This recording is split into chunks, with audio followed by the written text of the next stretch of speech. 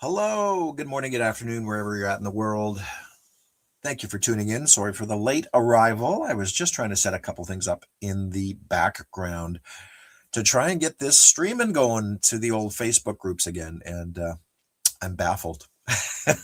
So we're still covered on all of our Facebook profiles and pages, but it's those darn groups that something happened between StreamYard and Meta that and I'll just have to keep trying and practicing. But regardless, thank you all for tuning in today. This won't be a, a long live update, but I'm sure you're well aware we did hit the 400 benchmark overnight. So we're for followers on the Kickstarter pre-launch page. That is phenomenal, and I think that really positions us well to hopefully get funded. Maybe even within the first day or two. We'll see once we go live on the first there. And yeah, of course, April Fools. A lot of people have been saying, "Oh, come on, it's not going to happen," and this is a gag. And I wish that were true. So no, it's legit, and we are gearing up. And of course, just unbelievable that on the very same day, NASA's going to launch their Artemis mission back to the moon. So it was meant to be. It was Aura guiding us all along and telling us that we're right where we should be. So yeah, thank you very much for everybody for that Kickstarter following. We really appreciate it, and all your help in getting out there and sharing that link on your own personal pages.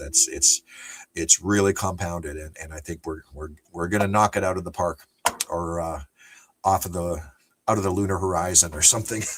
So looks like May's out there. Good morning. Thanks for tuning in. What I'm going to do today is I'm going to start off with, hi, May. I'm going to start off just by rerunning our show from Thursday night. It was an unusual time slot for us, but we had a good turnout. But I'm going to rerun that show. That was for Rules of Luton, or Luton, depending on where you're from. And yeah, I had a very special co-host Thursday night in the form of Mr. David Hirsch from Starlog magazine. And then we were joined last minute by Adrian Sherlock from Australia.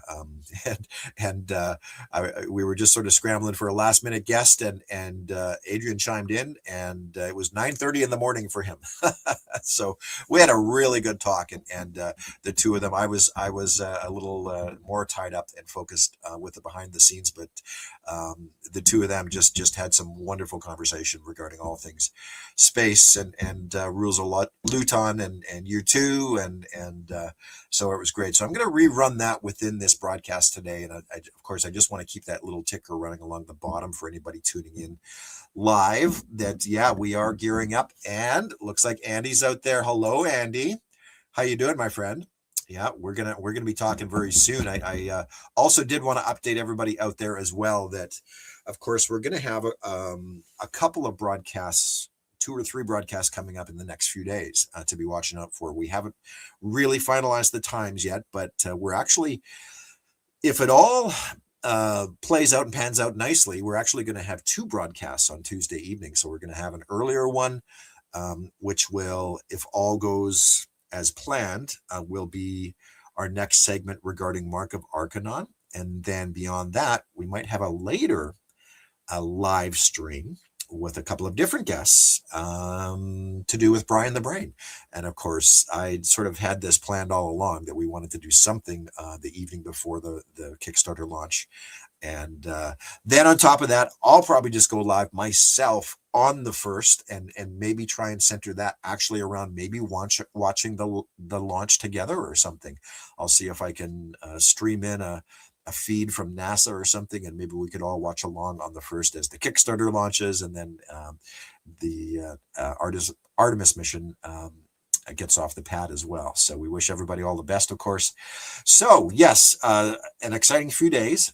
So like I said, what I'll do today is I'll just queue up our episode from Thursday, and it'll be a little rerun with David Hirsch and Adrian Sherlock discussing Rules of Luton. And maybe at the end we'll run those trailers. And there's that a third exciting new trailer that we've seen a couple times now within these broadcasts. But it's actually going to be the Kickstarter launch video as well on the launch page. Yeah, it's feedback on that has been overwhelmingly positive so far. And yeah, a few more people joining in.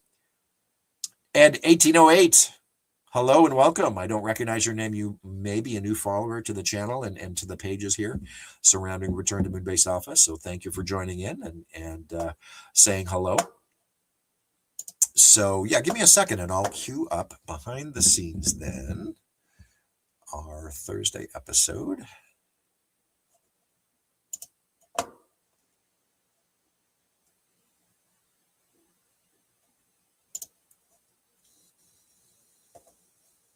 As I talk to myself, there it is. And we'll run that, and I'll still be live in the comment section as well. So for anybody tuning in, we've got that ticker running, so everybody's aware of the pre-launch page. So if you haven't clicked notify me yet, we'd really appreciate it. We're just over 400 followers, so we're awesome shape here going into the actual launch. So, and then the campaign itself will run for 30 days. So we'll see how we do with things. And I will just make one other change here. Yes, and then I'll go on mute and we'll run the episode from Thursday with David Hirsch and Adrian Sherlock. And I'll be live in the comments watching if anybody has any questions or anything. And we'll maybe come back and watch that exciting new trailer at the end of it all, okay? Thank you so much again.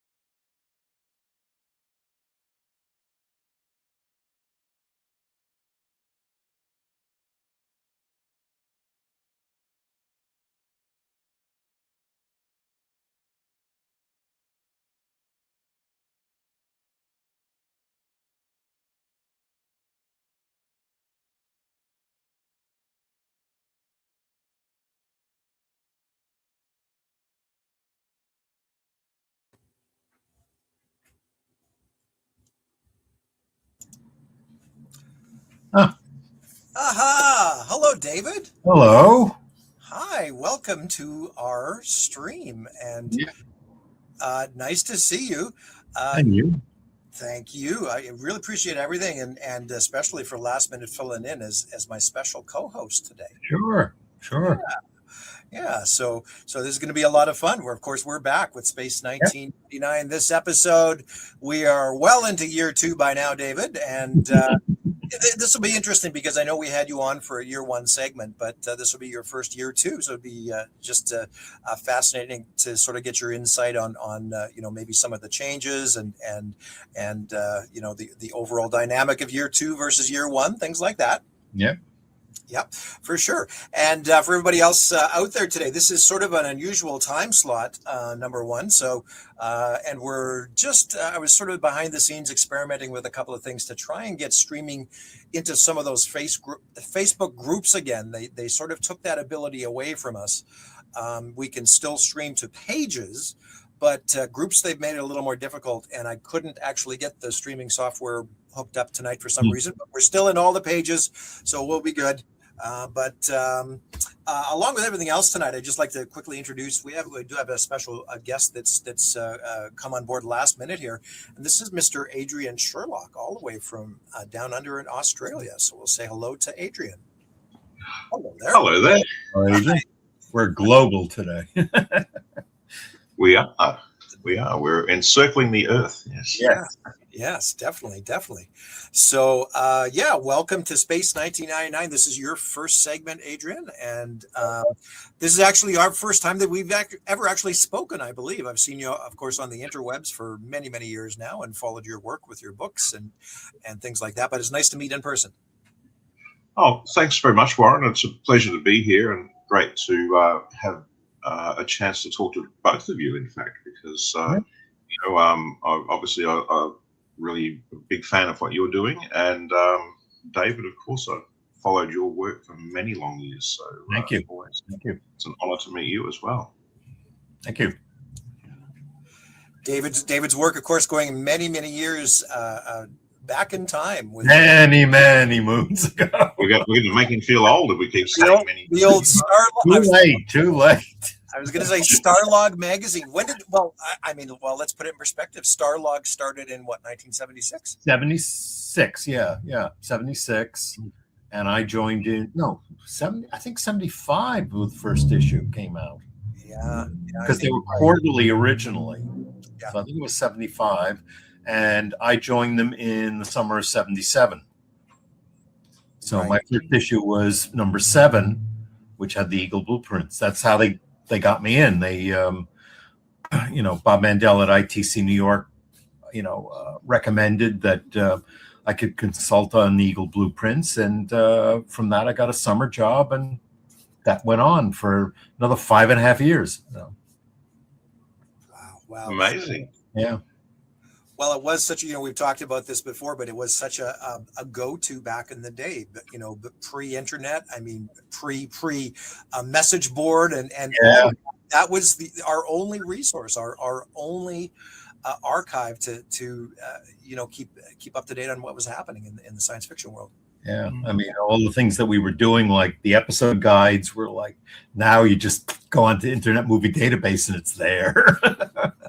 I can remember in the late 1980s when I left high school and I first started being able to actually travel and go anywhere.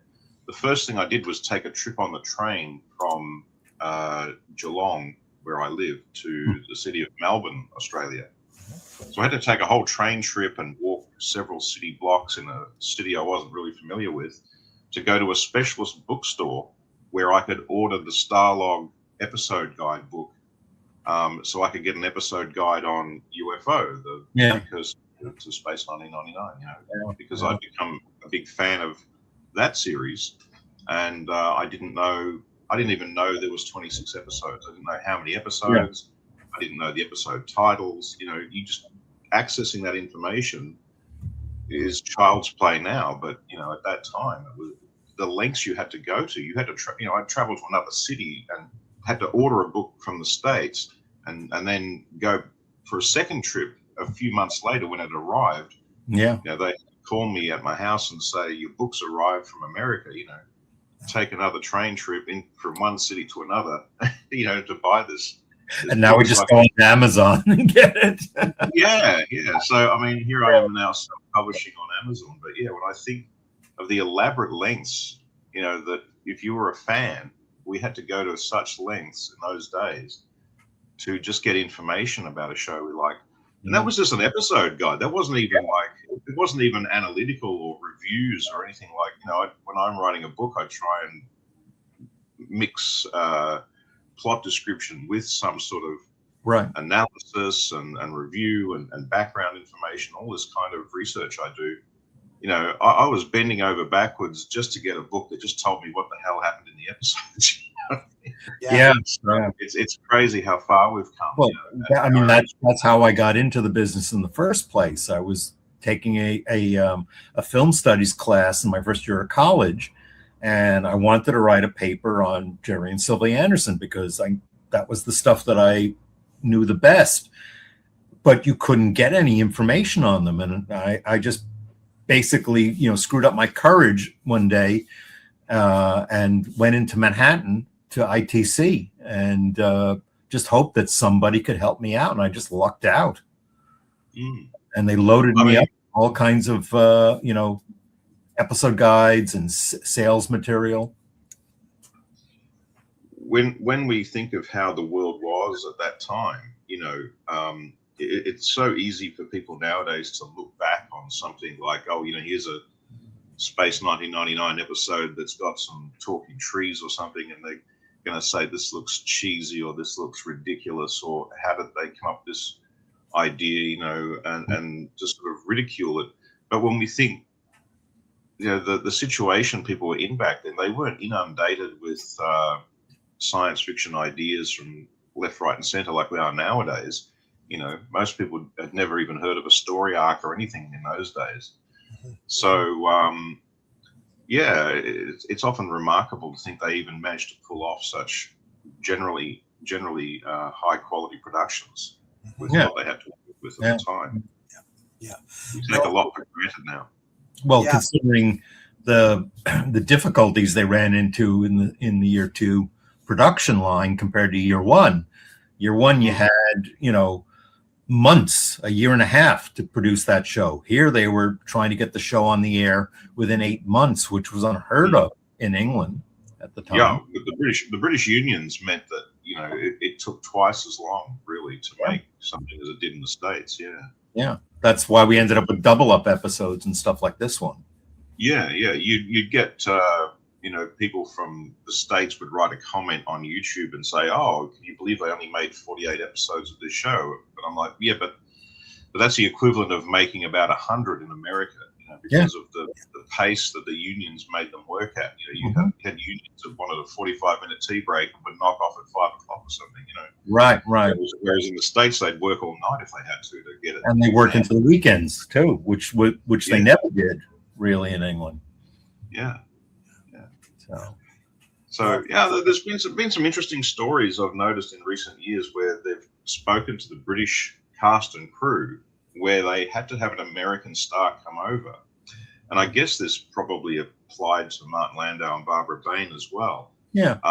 Where they would sort of say, well, geez, these Americans were really they seemed rude and pushy, and we didn't get along with them very well.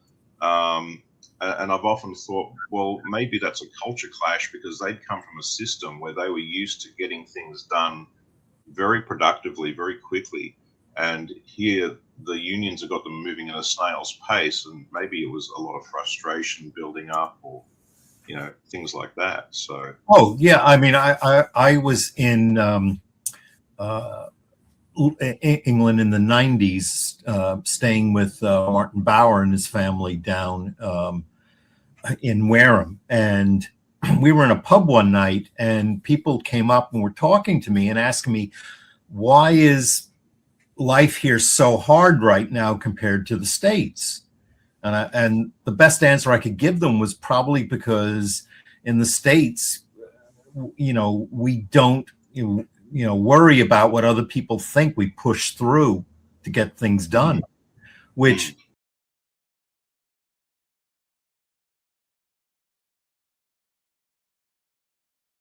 is not always a good way to go. I mean, I'm the first person to say how much I love the way the Japanese handle things, Mhm.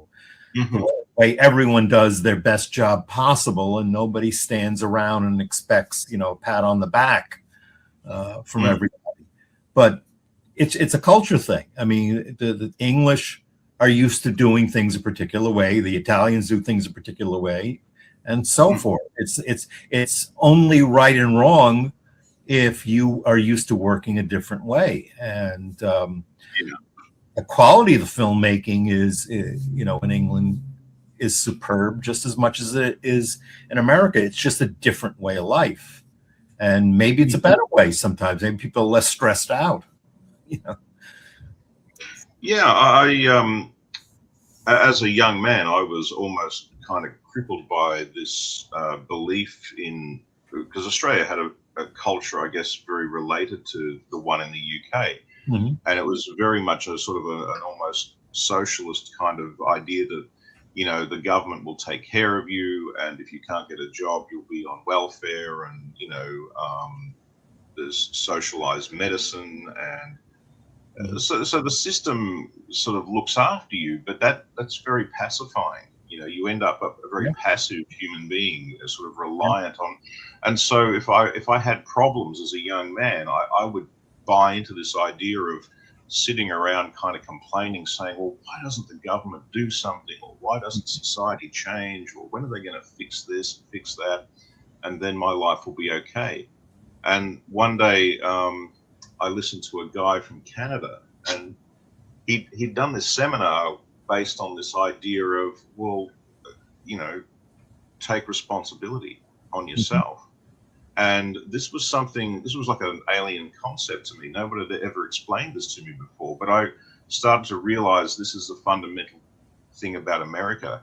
It's like my feeling about America now is that it's a culture where if you don't work, you don't exist. You kind of have to be proactive and make things happen. So, you look at Irwin Allen, you can sort of say, well, okay, some of his shows were rubbish, but I mean, the man produced 80-something episodes of Lost in Space in 3 seasons.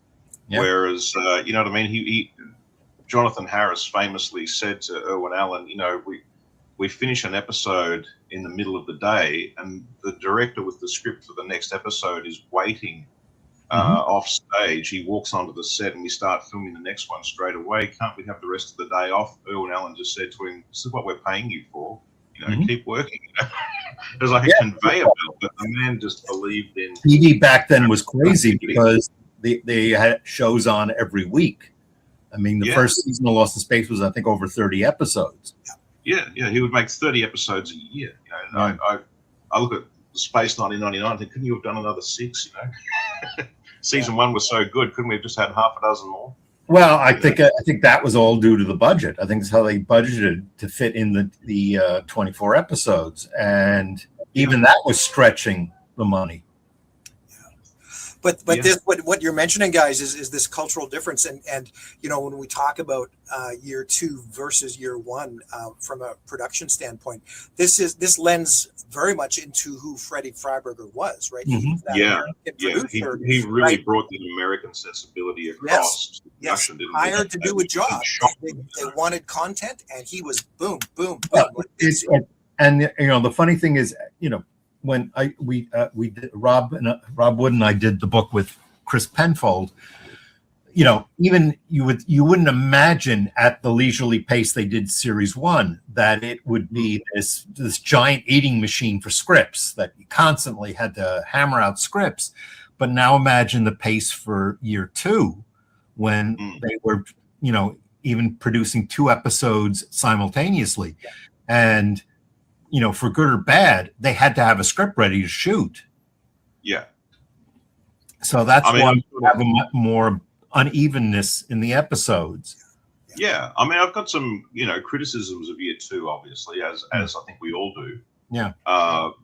But yeah, I mean, I think if you look at the other side of it, you would have to say that Freiberger, for all of his limitations, was clearly, he clearly brought that kind of, American Hollywood kind of sensibility of, Yeah. Okay, you guys were going to get this job done. Well, he Right. delivered. He Well, delivered. he delivered what he was hired to do, because most of the format of year 2 came from the fact that ITC America demanded these changes. Americanization. These were the They changes. were really pushing for it to be more like Star Trek, weren't they? Right. Because they wanted the humor, they wanted the lightness, they wanted the more color, and the fact that they didn't get the action stuff they needed at the start, and they had to do all those crazy airbrush publicity shots to make them look at these special effects we got, which they really didn't have because they airbrushed them. But this is what they were trying to sell the show as, a more action-oriented show.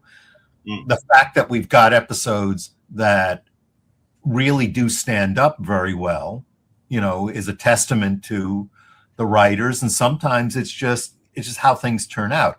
This episode is an example of it's based on the classic Frederick Brown arena again, with a little bit of the Great Vegetable Rebellion thrown in, but it's trying to be a serious episode. It really does have some great dialogue scenes between Koenig and Maya, even though it was originally written as a Tony Maya script. But a decision was made. Probably the Landaus decided that one of them had to be a lead in each of the double up episodes, as opposed to doing a Koenig Helena episode and a Tony and Maya episode, which is probably what Freiberger and Jerry Anderson originally envisioned. And that's you've raised a really interesting issue there too, David, because that's another thing which often comes up is, Martin Landau and Sylvia Anderson famously did not see eye to eye. But it's interesting from her side, he was, driven by ego and selfishness and, a bit having a tantrum and demanding his own way. Yeah. But when you see him in interviews talking about his point of view, he quite reasonably argues that what he was doing was fighting for the integrity of the series.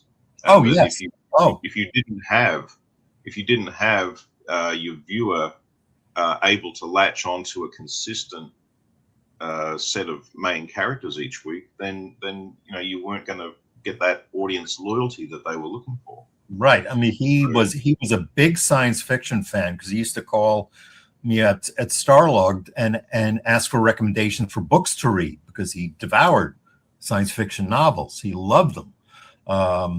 So it wasn't a question of he didn't look down at this show at all. He was very proud of it. I think when they got into stuff he didn't like, especially in the second series, he was more vocal about it, but he still was a professional and he committed to it. The real failure year 2 was they pitched this major role for Helena, for Barbara Bain's character in the show, and they never achieved it. She was supposed to be essentially second in command. That's why they started off with saying she was in charge of life support. But somehow, I guess the writers kind of failed her, and they just couldn't write a very strong female character, and they just kept deferring a lot of the command stuff to Tony when she doubled up with him. I always used to like in the first season how, Koenig would go to almost insane lengths of, risk-taking to get to some planet or something. And then when it all turned into a gigantic disaster, she would just very quietly say to him, "John, take us back to Alpha," or "John, we can't stay here." Yeah. And he would just, without even questioning, he would just pick up his comm lock and say, "Get ready to lift off. We're going back to Alpha." It's like, wow. She kind of was the sensible woman who won at the end, which was kind of surprising. It was done in such a subtle way. Yeah, I actually never picked up on it for probably 30 years. It was only sort of in the probably last why a lot of people think that she was cold in the first series. It was just she was very understated, but it was right. She was more down to earth. She's like, She was it was grounded. like Scully and Mulder. She was, you know, he was the dreamer, she was the realist. So, yeah, I really saw that when I remember when the X-Files was at the height of its popularity. I really did look at Scully and think she's a lot like Helena from Space 1999. Yeah.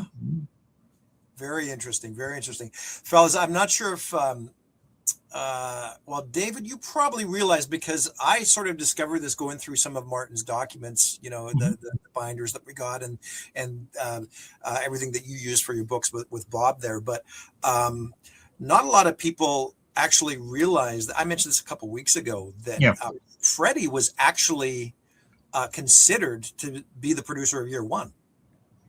They were talking to him way. Oh, they asked a lot of people. Yeah. But he was on the short list for sure. He was like they were looking at Star Trek people from the beginning. Dorothy Fontana was asked, and so was Gene Roddenberry at one point. Matter of Life and Death was only, I think, the second script that was made into a completed episode, because I think Lee Katzin took a really long time on the pilot and also Black Sun. Yeah. No, Breakaway. And then Black Sun. Breakaway not only took weeks. Breakaway took ages. And they kept shooting for months after that, because all the stuff with Alan in the Eagle as the moon's being blasted out of Earth orbit was done, like, I think, in March or April of the following year. So they were always one. Yeah, so when they did Matter of Life and Death, the original script for that was written by the guy who wrote Obsession for Star Trek, the one about the Art Wallace, who wrote Art Wallace, Dark Shadows, the soap opera. Yes, that's right. I saw Art Wallace's name on Dark Shadows as well. I was watching a bit of that a few months ago. I have his original script here. Yeah, so how interesting that right from the very beginning. And of course, the man who ended up writing the final draft was Johnny Byrne, who went on to write for Doctor Who in the 80s. So I think that's kind of, to me, a little bit of a telling point about Space 1999. You kind of got people whose names you would associate with both Trek and Doctor Who.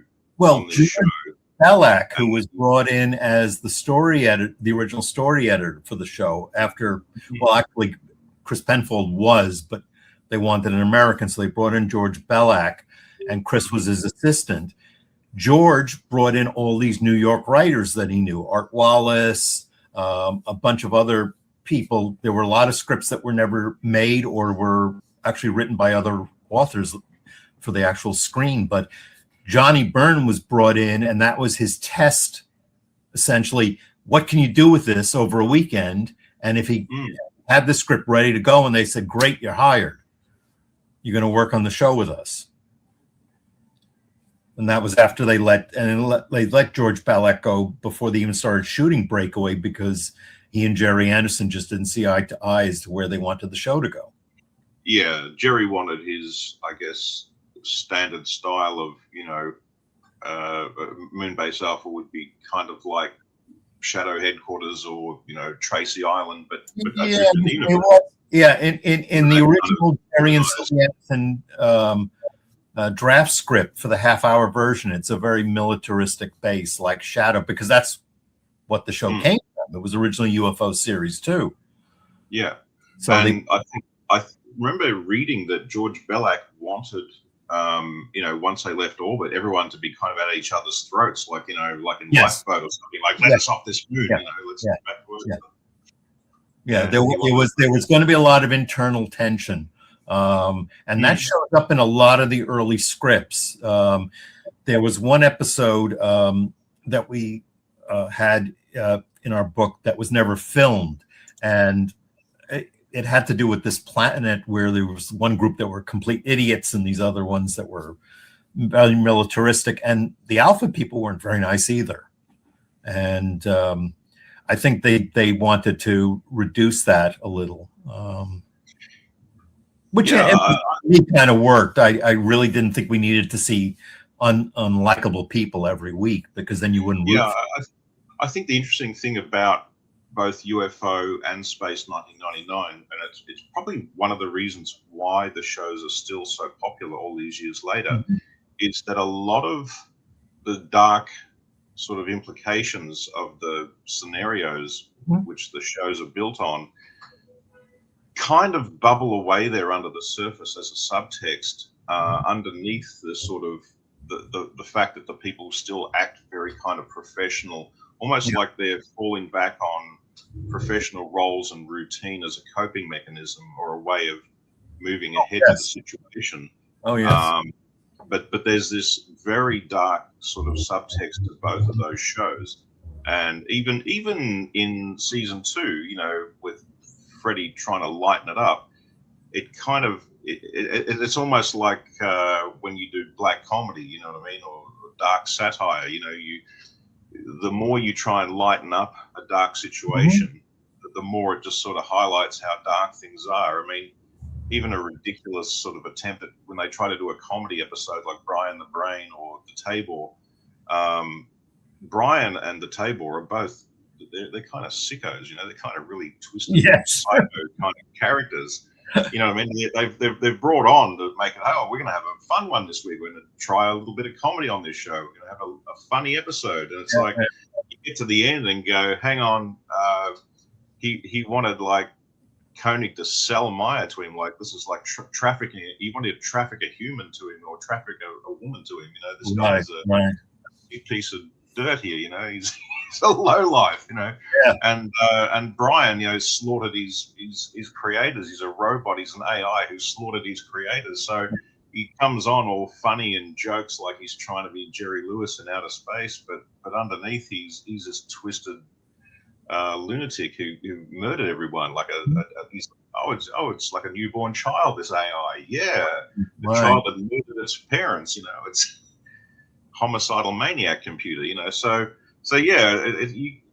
that's an interesting point about the show. Even the very understated performances in season 1, behind these very quiet, reserved kind of whispering conversations of John and Helena, there's this very dark underpinning of, you know, we're adrift in the blackness of space here. We're on the verge of survival. We're telling everybody that, oh yeah, we're going to find a place to live, but come on, we're probably doomed here. You know. Yeah. So yeah, there's some very dark stuff, and maybe Jerry's insistence on keeping it squeaky clean on the surface kind of paid off, because you get this scenario where people are acting like it's okay, but underneath there's a dark underpinning. It kind of starts to have an unsettling relevance to what real life is like in a way. Well, that's true. We go to work, we eat 3 meals a day, but then we look at the news and we think, how is the world okay? No, as I said, that's true of all his shows. It was always, as oh, the Tracy family rescues, all these people, but everyone's always at the point of death or something.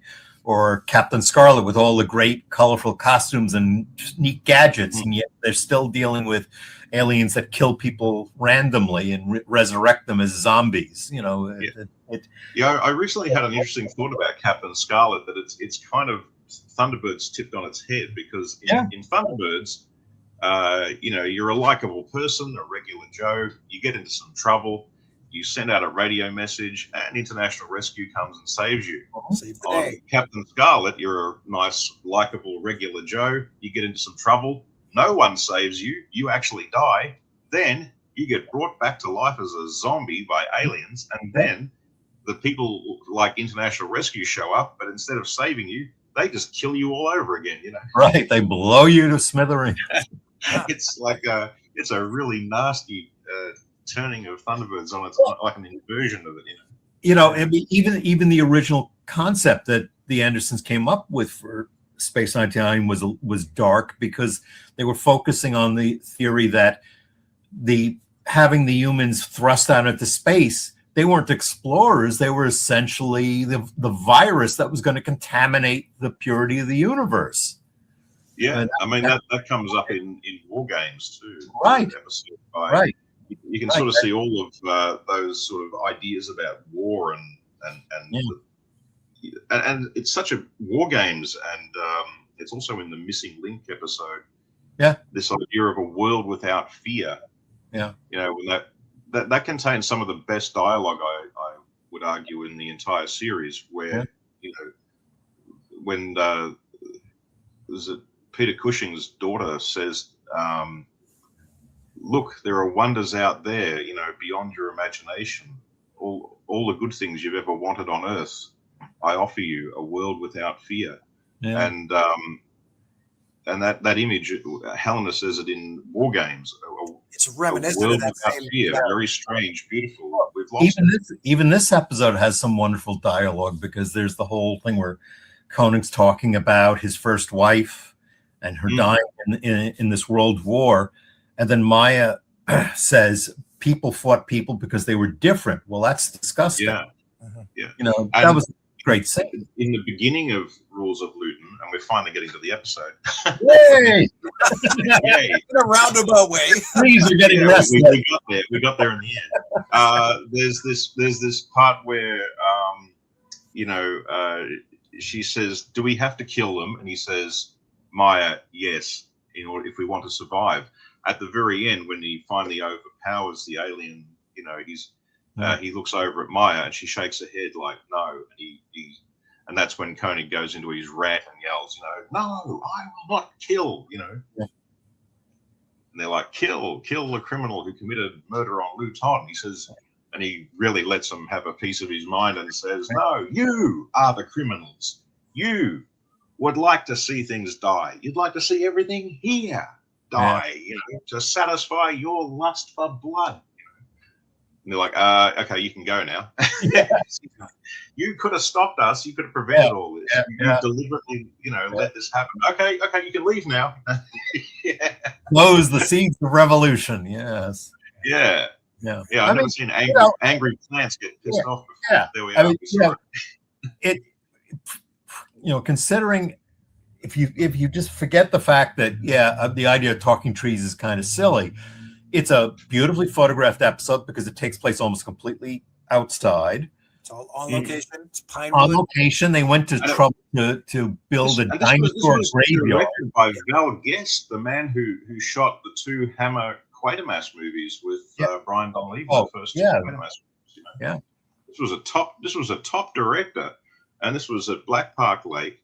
Yep. And you've got Martin Landau, who's a great actor, giving a pretty strong performance all in all. I mean, can you imagine if this was a Buck Rogers episode and it was Gil Gerard, it would have been a piece of absolute fluff.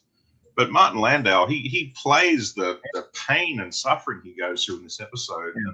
He gets reduced to tears, and he's delirious, and he's bleeding, and he's raging in anger at the judges of Luton at the end. This is, he really tries to elevate at least the character of Koenig above whatever's going on around him. No, he always tried to rise above the material, even if he disliked the episode. Even all the glisters he manages to pull off, even though it was an unsalvageable episode. Yeah, I mean, I often think of in folk horror, which is a big thing in England. If you know, like the Wicker Man, for example, before Christianity, there was centuries of pagan rule in the UK, and there was the Kingdom of Mercia, which was sort of Middle England, and they had all of these traditions, and it's in Macbeth. Macbeth says, "Thou sure and firm set earth, hear not my steps, which way they walk, for fear the very stones prate of my whereabouts." And he says that trees, stones have been known to move and trees to speak. So this thing of, and it's in the movie Night of the Demon or Curse of the Demon in America. It's in the trees. He says it's in the trees. Yeah. This idea of a demon in the trees. So nymphs and fairies associated with the cycle, and of course the name Maya comes from the month of May, which means change. It's a seasonal change. So there's all of these sort of pagan beliefs dating back centuries to pre-Christian England, which has been which is still sort of there in England as a subtext. It comes up in folk horror stories. I just don't. I And it's just all about Fred fertility and Freiberg to trees. pull on this. What's that? I just wouldn't expect Fred Freiberg to have known or pulled on this. I think No, but the idea that we just see the trees, just motionless trees, and then this sort of disembodied voice. It's almost like it could almost be interpreted by the viewer if you think of the, what do they call it, the death of the author, where you never mind what the author intended. It's what you take from the episode as a viewer. I see three trees and I hear this disembodied voice, and I think it's almost like the tree spirit or something. You know, it seems almost like Quatermass used the thing of the green man, you know, where the guy was evolving into a plant monster, you know, which is there's pubs called the Green Man all over the UK, you know, right? It dates back to pagan beliefs about trees and combining with humans and tree spirits and the cycle of nature and the seasons. So, yeah, this idea of a world of where there's a voice coming out of the trees and trees are passing judgment. It's not bad. It's not as, I don't think it's as bad as people think when they look at it from a purely objective standpoint. Go, oh well, it's talking trees. That's ridiculous. You know? Well, but if you tap into this idea of there's an intelligence speaking. Oh, definitely. To see three trees there, like a trio of like the three wise monkeys, you know, sitting in judgment. That's kind of an eerie image in a way. It's not bad, actually. Well, absolutely. All I was going to say, guys, is that, I mean, what you're sort of making me realize here, Adrian, is that there was actually, when you dig deep, there was some pretty interesting and unique science fiction concepts in year 2, but I think the problem was that they were, because of all the tonal changes, they're kind of all glossed over, right? And, well, I think in the hands of another writer who would know a lot of this backstory that Adrian has brought up. I think, I mean, like Nigel Neal could have turned this into a really good horror episode. Or imagine if this episode had happened on Earth, and someone was actually in the town of Luton or something, and they went up in the hills, and there was just a disembodied voice coming out of the tree, and someone just said that's the spirit or something of the trees, and maybe the person was dressed in like a pagan type costume with antlers or something on their head and doing some sort of weird, you know, ceremony of the sun god or something, you know, or something about. There's the M. Night Shyamalan movie where the trees are poisoning. That's right, yeah. The earth. I mean, I'm not sure he did a great job of it from what I've heard, but again, the idea wasn't really as bad. I think people kind of rail on the concept, but there have been, you know, a lot of Japanese folklore is going to spirits and trees and stuff. I think in the hands of a writer who maybe even had more time, you know, a 1 hour episode certainly would not have serviced this well.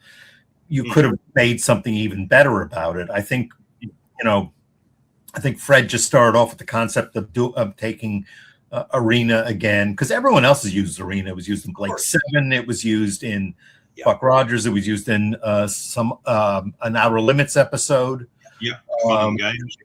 So it's an off-used concept. It's become a standard of the genre.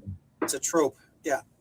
Even the Darmok one in Star Trek Next Generation is a variation. So I don't fault the episode for the talking trees per se. As I said, the episode had a lot of great moments.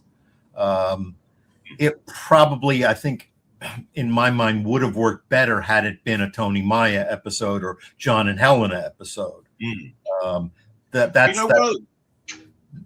One of my impressions of it, I was watching it one time, and he's talking about this idea of the war and how it changed their society, and they built this world, and he lost his wife, and I suddenly had this thought of, gee, you know, considering Freiberger's come in, and he's only had this one season, you know, he's put in a backstory, he's put in a dead wife, he's put in a historical explanation for this future they're in. He's given us Psychon, Maya, her shape-changing powers. he's. I thought he's kind of almost tried to set up his own version of like a complete overall concept of the show. So yeah, considering he didn't have a lot of time, he may not have done a particularly brilliant job in some ways, but he did try. He did kind of try to give this thing whatever he felt it was missing. No, he wasn't a complete failure by any means. The biggest sin was simply just ignoring the fact that season 1 existed, which just created just all kinds of oddities between the shows. But he tried very well to deliver the show he was hired to do, and in that respect, he did a good job. I mean, certainly not all the episodes that he's credited as writing as Charles Woodgrove were terrible. I mean, I know there are some people who think Space Warp is a bit mindless, but I think it's a fun episode. Yeah, it's got its flaws, but it's a real popcorn episode. I think that's how I described it in my book. Yeah, and sometimes you need a good popcorn and just watch it. It's just a rip roaring runaround. Yeah, but again, this is the great thing about the show is every time you kind of say, well, this episode is one of the worst ones. There's something that salvages it. Someone pointed out to me that the eagle going nuts and spinning out of control and crashing in the hangar is one of the best special effects they ever did on the show. Yeah. So I thought, well, yeah, there is that. But then, of course, it's directed by Peter Medak, who, this guy directed an episode of Breaking Bad, which is, I know. the most highly acclaimed drama of all time. Thing on Spectre and Space Warp. Wow. Visually, his setups and camera angles just incredible.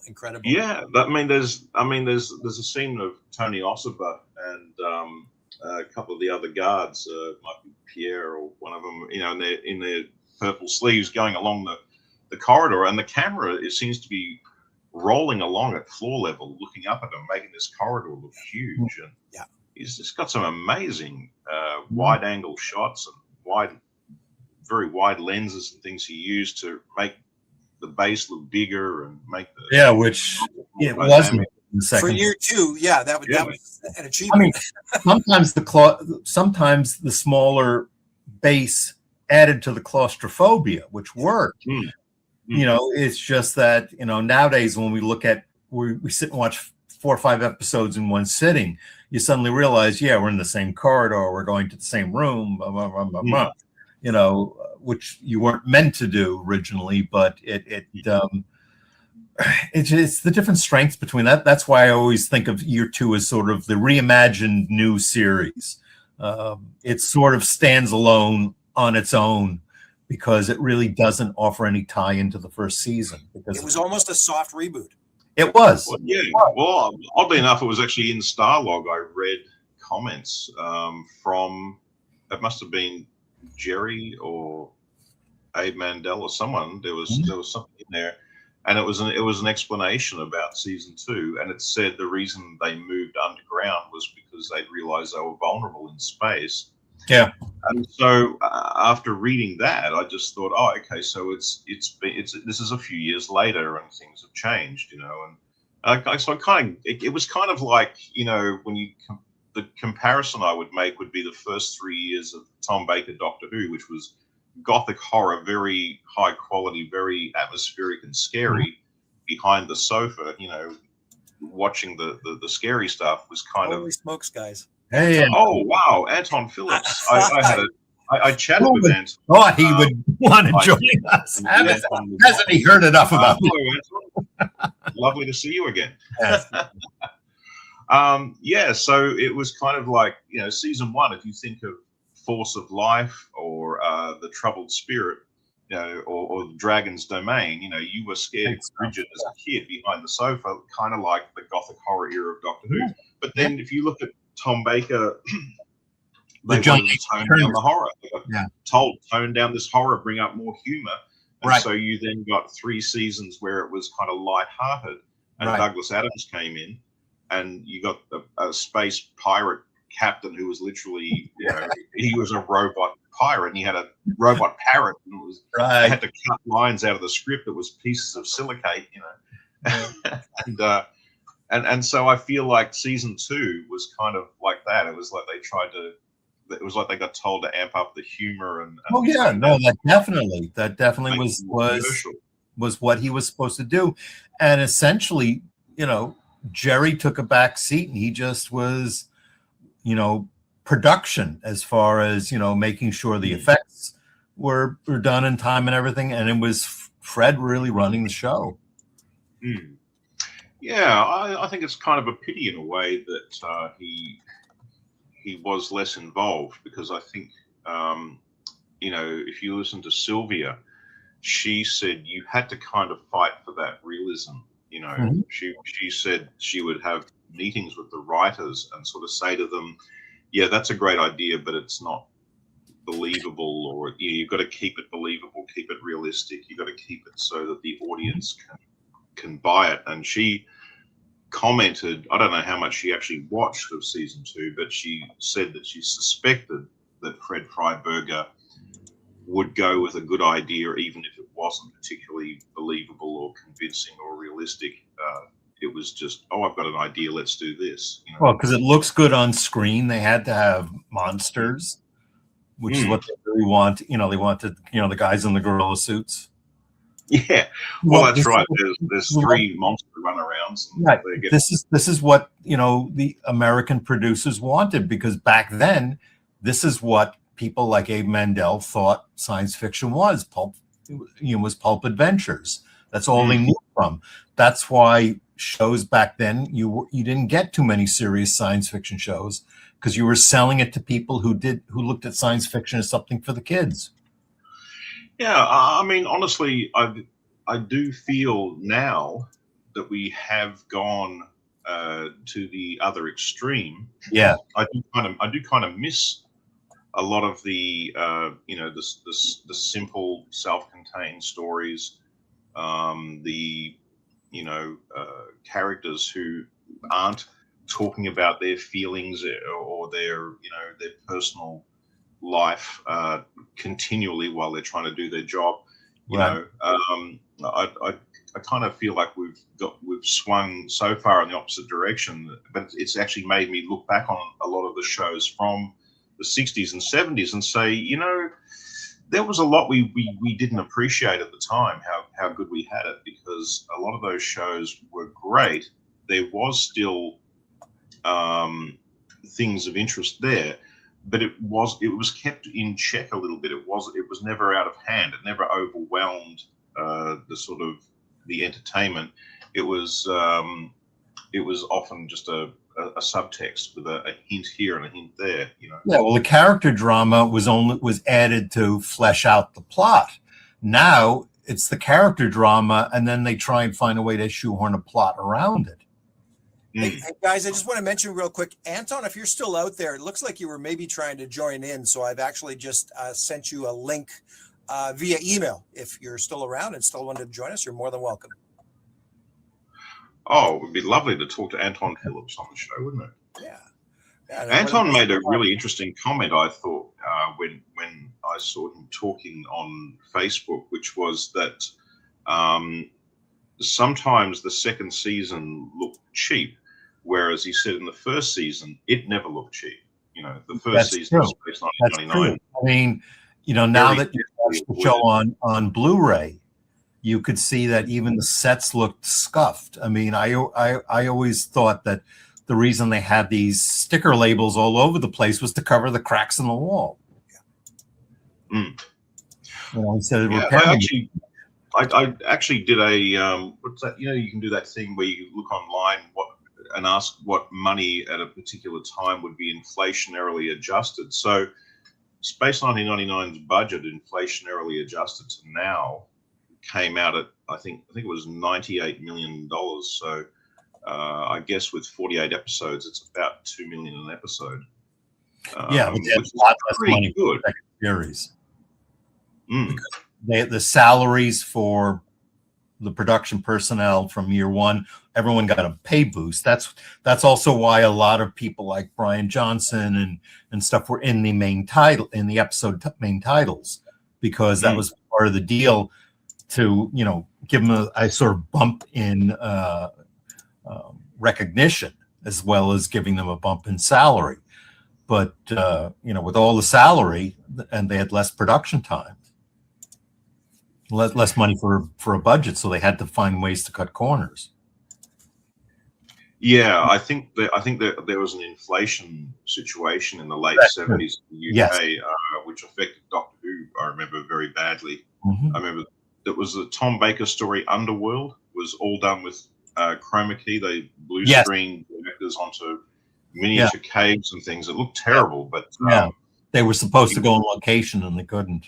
Yeah, they said even the set designer, he said we didn't even have money to build a set. He said, can I build what, just maybe one part of a cave? No, we don't even have enough money for that. He said, you're kidding, really?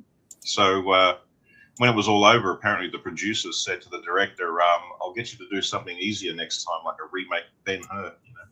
Yeah. I think money wasn't going as far. And, no, it wasn't going as far, but I think, you know, having double up crews and stuff cost them a lot of money too. Yeah, of course. Because you're paying, you know, double salaries in a week for 2 directors, 2 DPs, 2, you know. Oh yeah, Mark Anthony Craig's just told us inflation was at 27% in December 1975. Wow.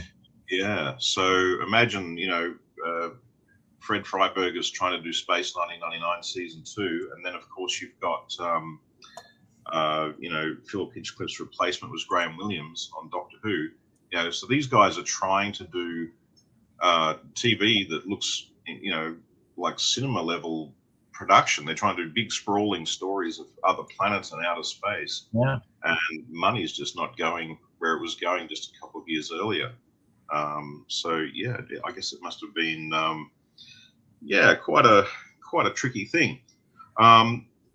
Bringers of Wonder always struck me as looking really good, and I saw a comment in an interview with Fred Freiberger about that, where he said, "Oh, I realized when we got this 2-part story, and that I could split my production costs across 2 episodes." And I thought, yeah, they should have done a lot more 2-part stories. They would have probably benefited from having the production budget of 2 episodes, and then you have some of the sets and some of the costumes and some of the locations from both appearing in each of the 2 parts. You know.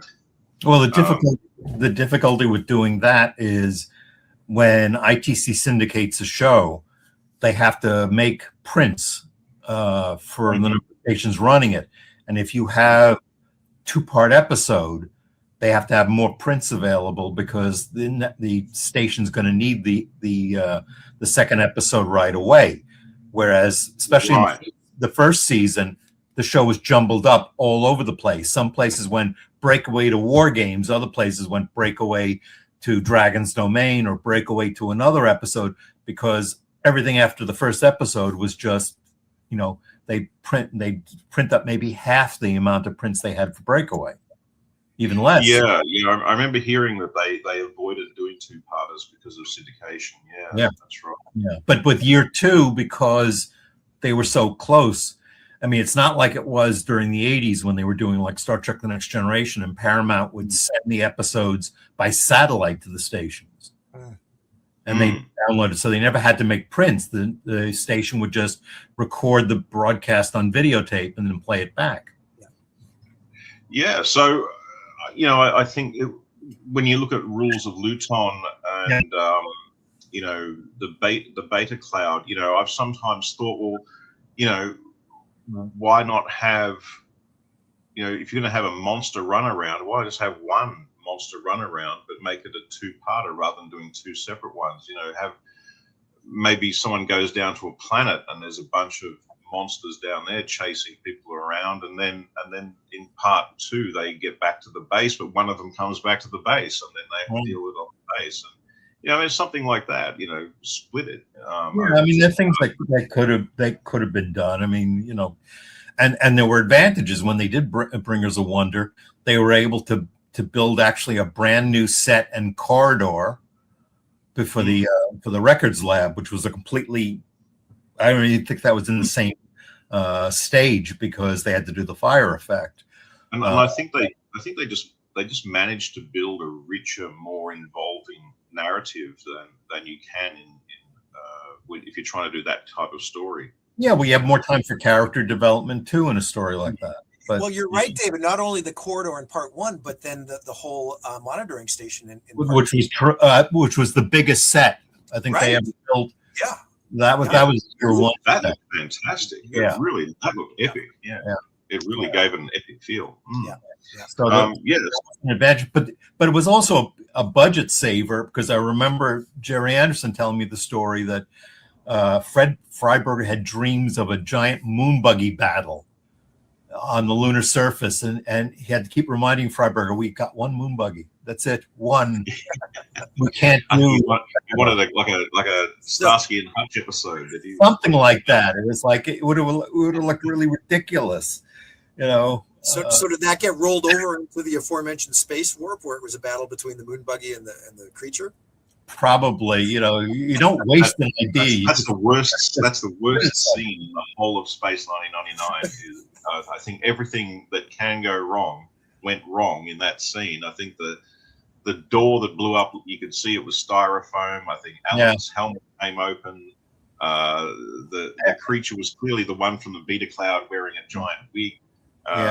It just everything that went. The worst moment of the whole of Space 1999 is definitely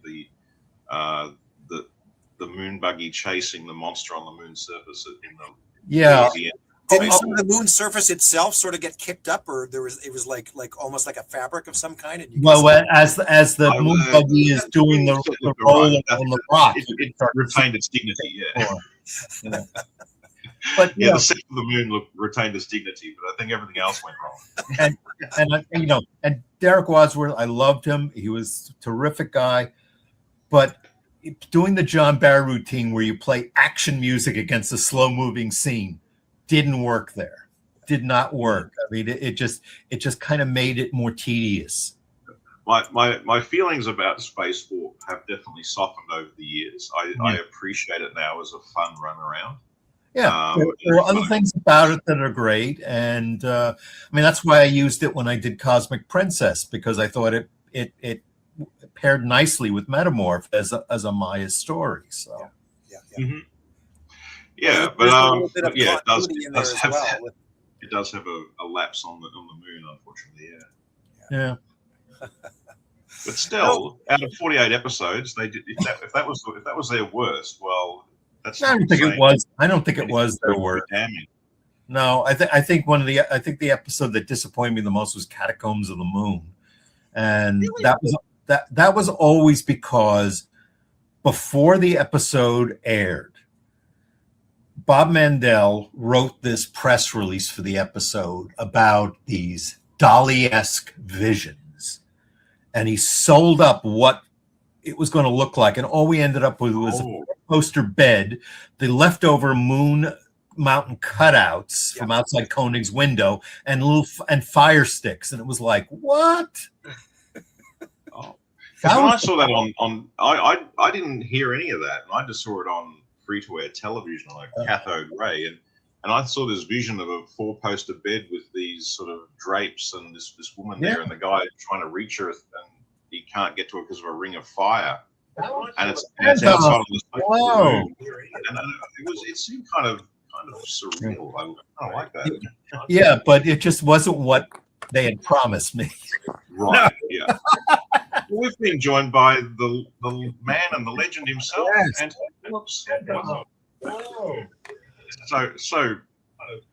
such a great honor to have you with us. Yeah, but it wasn't what they had promised me.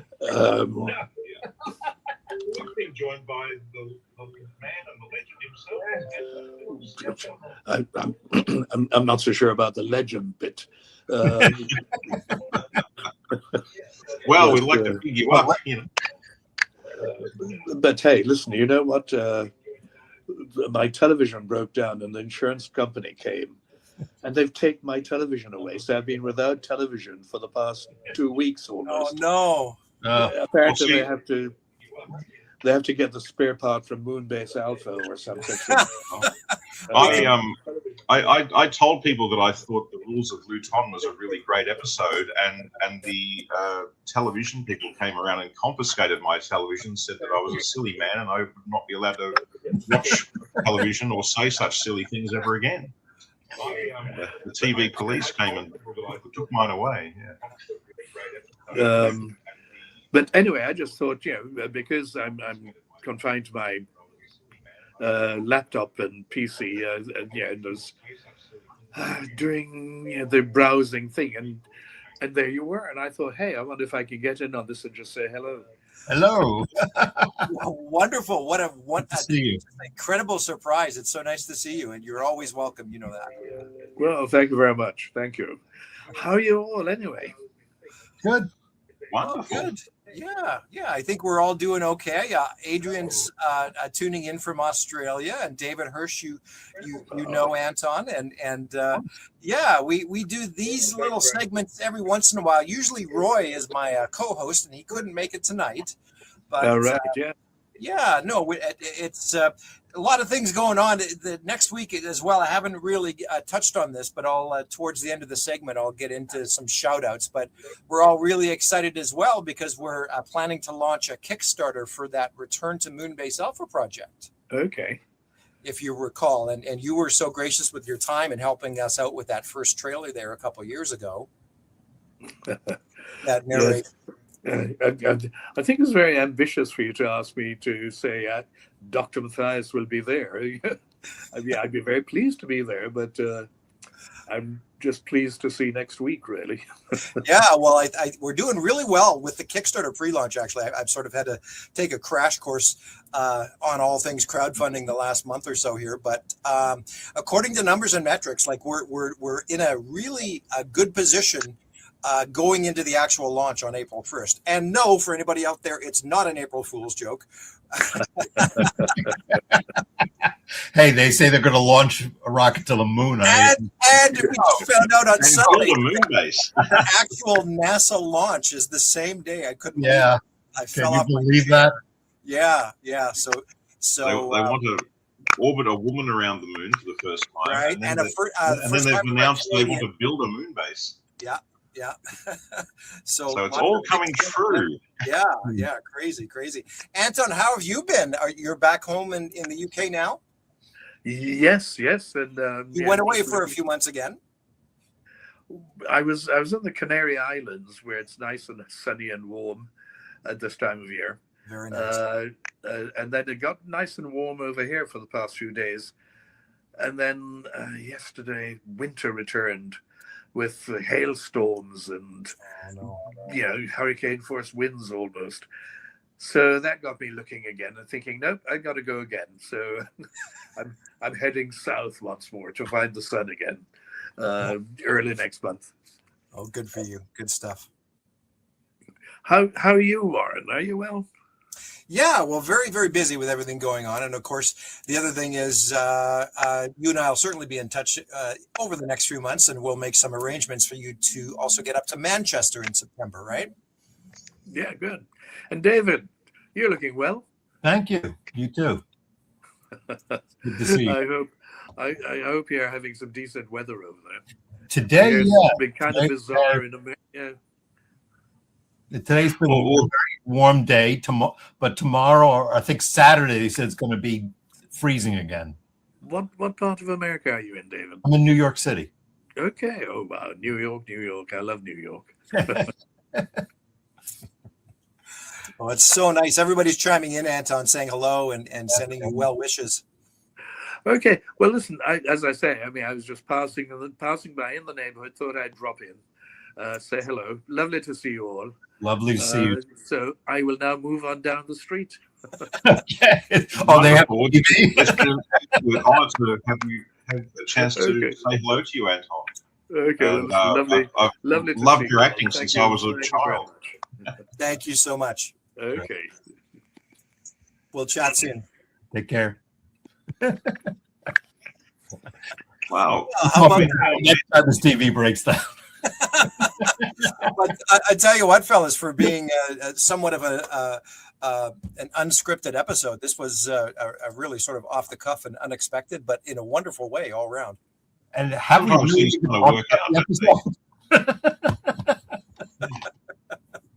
I see, David, you've got the judges of Luton behind you, so I hope they're not judging you too harshly today. We're just making sure I say the right things. That's all. We are the judges of Luton. Yes. Do you know, I think, and we sort of alluded to Freddie, and of course, I think everybody out there knows how he apparently came up with the name. And a few minutes ago, we were talking about that disembodied voice. Maybe as Freddie was driving down that highway and past the Luton sign, he heard this disembodied voice yell out to him or reach out to him and say, hey, this is what you should call this episode. You know, Warren, when I was younger, I used to do a Luton. It wasn't Luton, it was Luton. I used to mess around with some audio, trying to do, I guess, a parody of science fiction like Star Trek and Star Wars and things. Sure. And anyway, I had an alien who came from a planet with a really weird name, and someone asked, why does your planet have that crazy name, sort of thing? And he said, well, you know, there's an estimated, whatever it is, umpteen trillion planets capable of supporting life in the known universe. And he says, so they were bound to run out of sensible things to call them sooner or later. And so I think, well, That's how they came up with Earth. yeah. So I think, well, yeah, maybe. Well, if it could, yeah, when you think of it that way, well, there's only 26 letters in the alphabet. There's probably bound to be a planet called Luton somewhere in the damn universe, isn't there? You know? And then I started thinking, well, hang on, I'm from Corio. I wonder if there's, in Geelong, I wonder if there's a planet Corio somewhere out there. And then that got me into all sorts of, is there a planet called Croydon? And, is there... I mean, if it's only certain combinations of letters you can come up with, it's only 5 vowels. They've got to, if you translate all the planet names that aliens have got, there's bound to be a planet called every mad thing, really. Well, pretty much. And I guess Sol 3 just didn't have the same ring to it. So that's. No, I guess not. Yeah. So isn't Luton on the way between Heathrow and Pinewood? Yeah, we did a day trip when we were in London, and to get up to the Science Fiction Museum in Milton Keynes, you pass through Luton. That's probably where he saw it and thought, what an exotic name. Someone from Luton, someone from England told me once via the internet that the first rule of Luton is don't go to Luton. Right. So, yeah. Yeah, Bognor. Yeah. We're on the planet Bognor. Yeah. So that could happen. I can imagine that. Boy, I got to say something. There's a bunch of new names out there, guys, and Lauren Bacall. we have a Lauren Bacall out there. Oh, wow. So, Well, if you're going to name yourself something, I mean, Yeah. I'm chalking this up because I've actually, the last since about the first of the year, I've really been trying to expand these groups I moderate here online because I knew I was going to be leading up to this Kickstarter. So there's a lot of new folks that have joined just in the last few weeks. And for anybody out there, maybe even tuning in for the first time, thank you for joining the family. And we really appreciate all your support out there, including Lauren Bacall. Well, so I don't know. Did we kind of get to a final opinion about the rules of Luton? What's our overall feeling about it? Listen, the one thing that I didn't chime in on is, we were talking about, a lot of dynamics between year 1, year 2, and when we mentioned the trees, there's a callback, of course, to Troubled Spirit. The way there is. Mateo was Communicating with plants. experiments there as well, and so is maybe an extension of that or that idea, perhaps. Well, there was a lot of that in the 60s and 70s about ESP and trees. Yeah. And it made me think, just listening to you guys discuss this, that Dave, you brought up all the glisters as well. And one of my observations when we did all the glisters a few weeks back with Eston Dunn was that I didn't have a problem with, just as I don't have a problem with talking trees per se.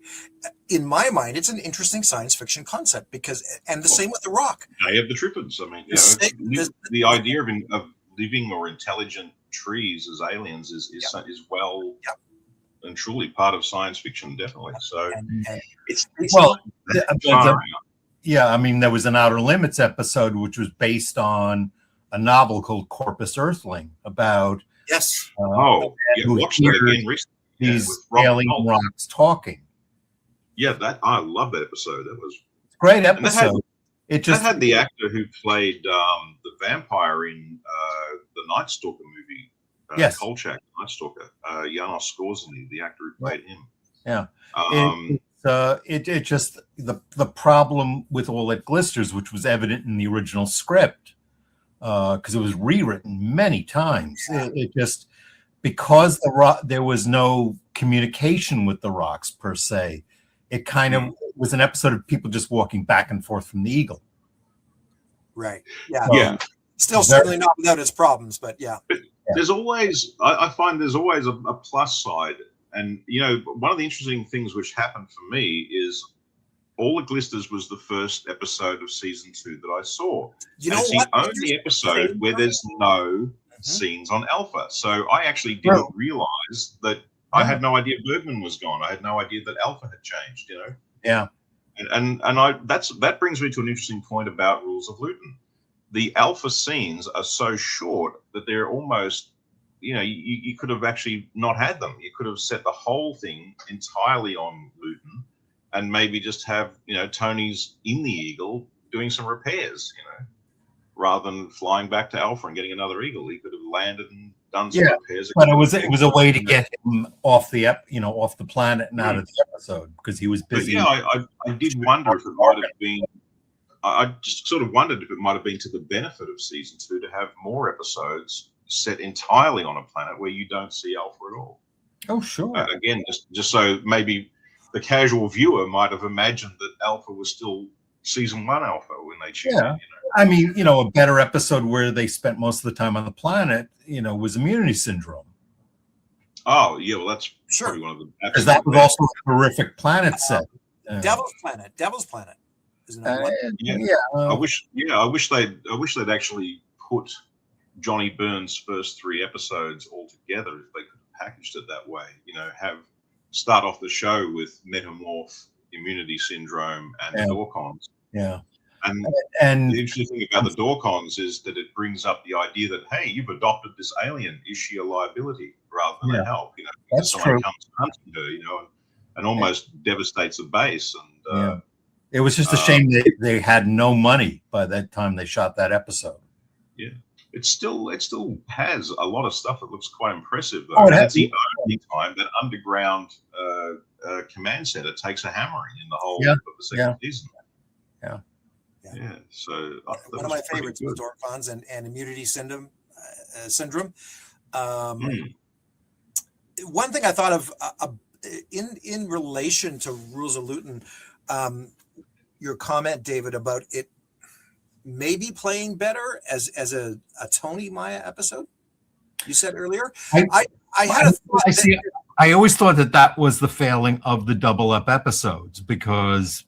I always wanted either Koenig and Helen to be together, or even if it was, as in Space Warp, where you had, Tony and Koenig together. Right. And, in Immunity Syndrome, there was a lot of scenes of just Helena and Maya together, and that worked pretty good. Yeah. They just kept wanting to split them up with one of the Landows being a lead player. Yeah. And I think, it shows really badly in Mark of Arcanon, where Helena really is almost just following behind Tony like a puppy. She's not really taking command, and she should. Mm-hmm. No, not Mark of Arcanon. Sorry, the one with the robots. Blank on the title. Oh, One Moment of Humanity. One Moment of Humanity.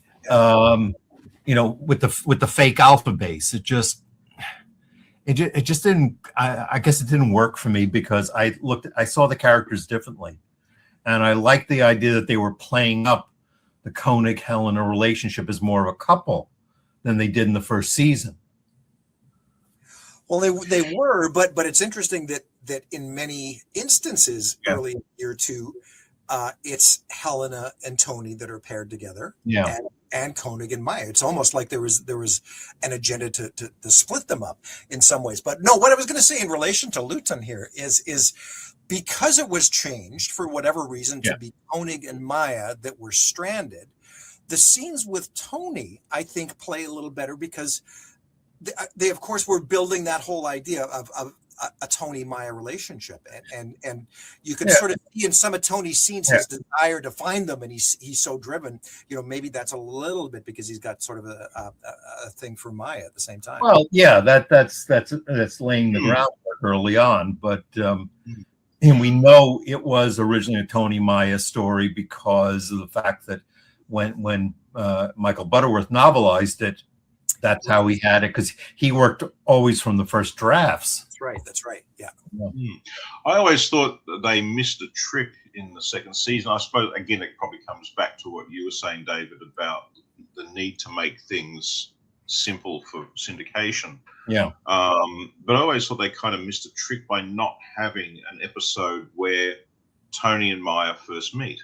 She's introduced in the Metamorph, but she doesn't actually meet him. Yeah, they do it. Yeah. First meeting episode would have been great, Right. Yeah. To have his first impression of, oh wow, who's that? Well, I think what was it?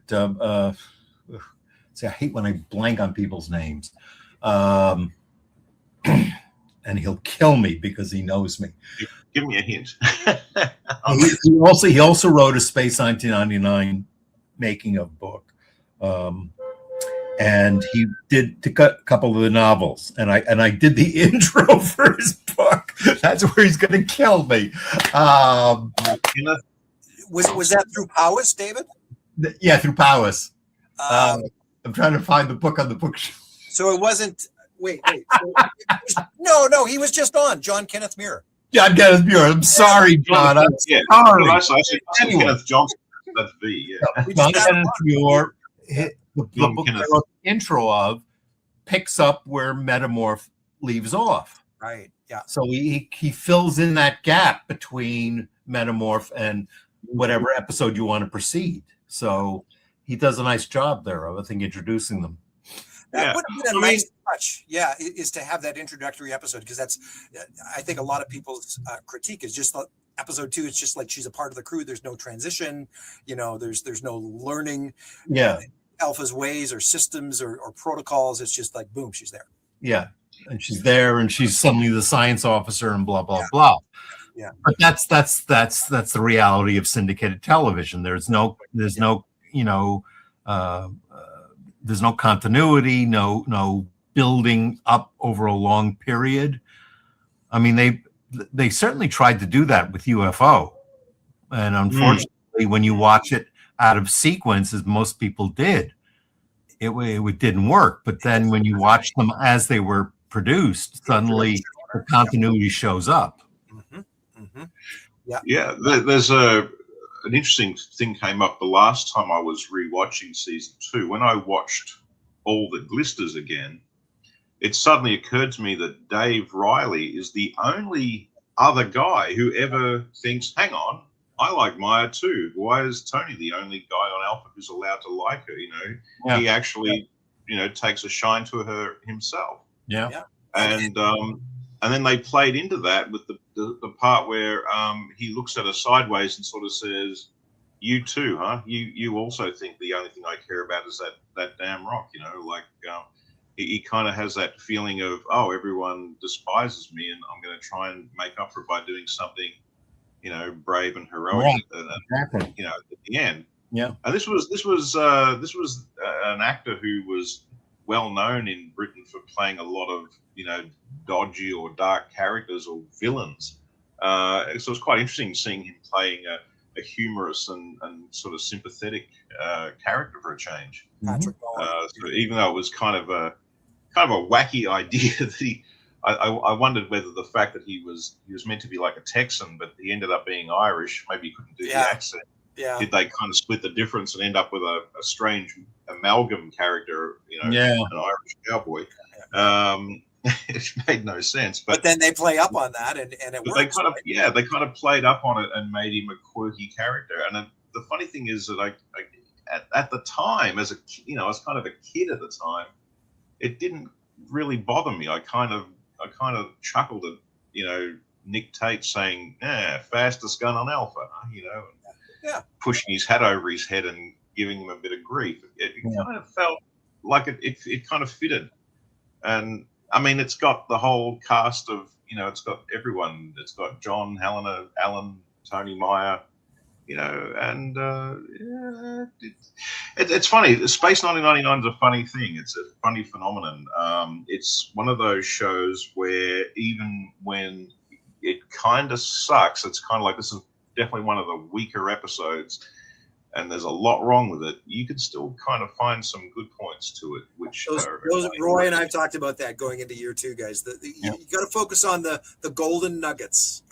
You'll find them. Yeah, they're there for every week.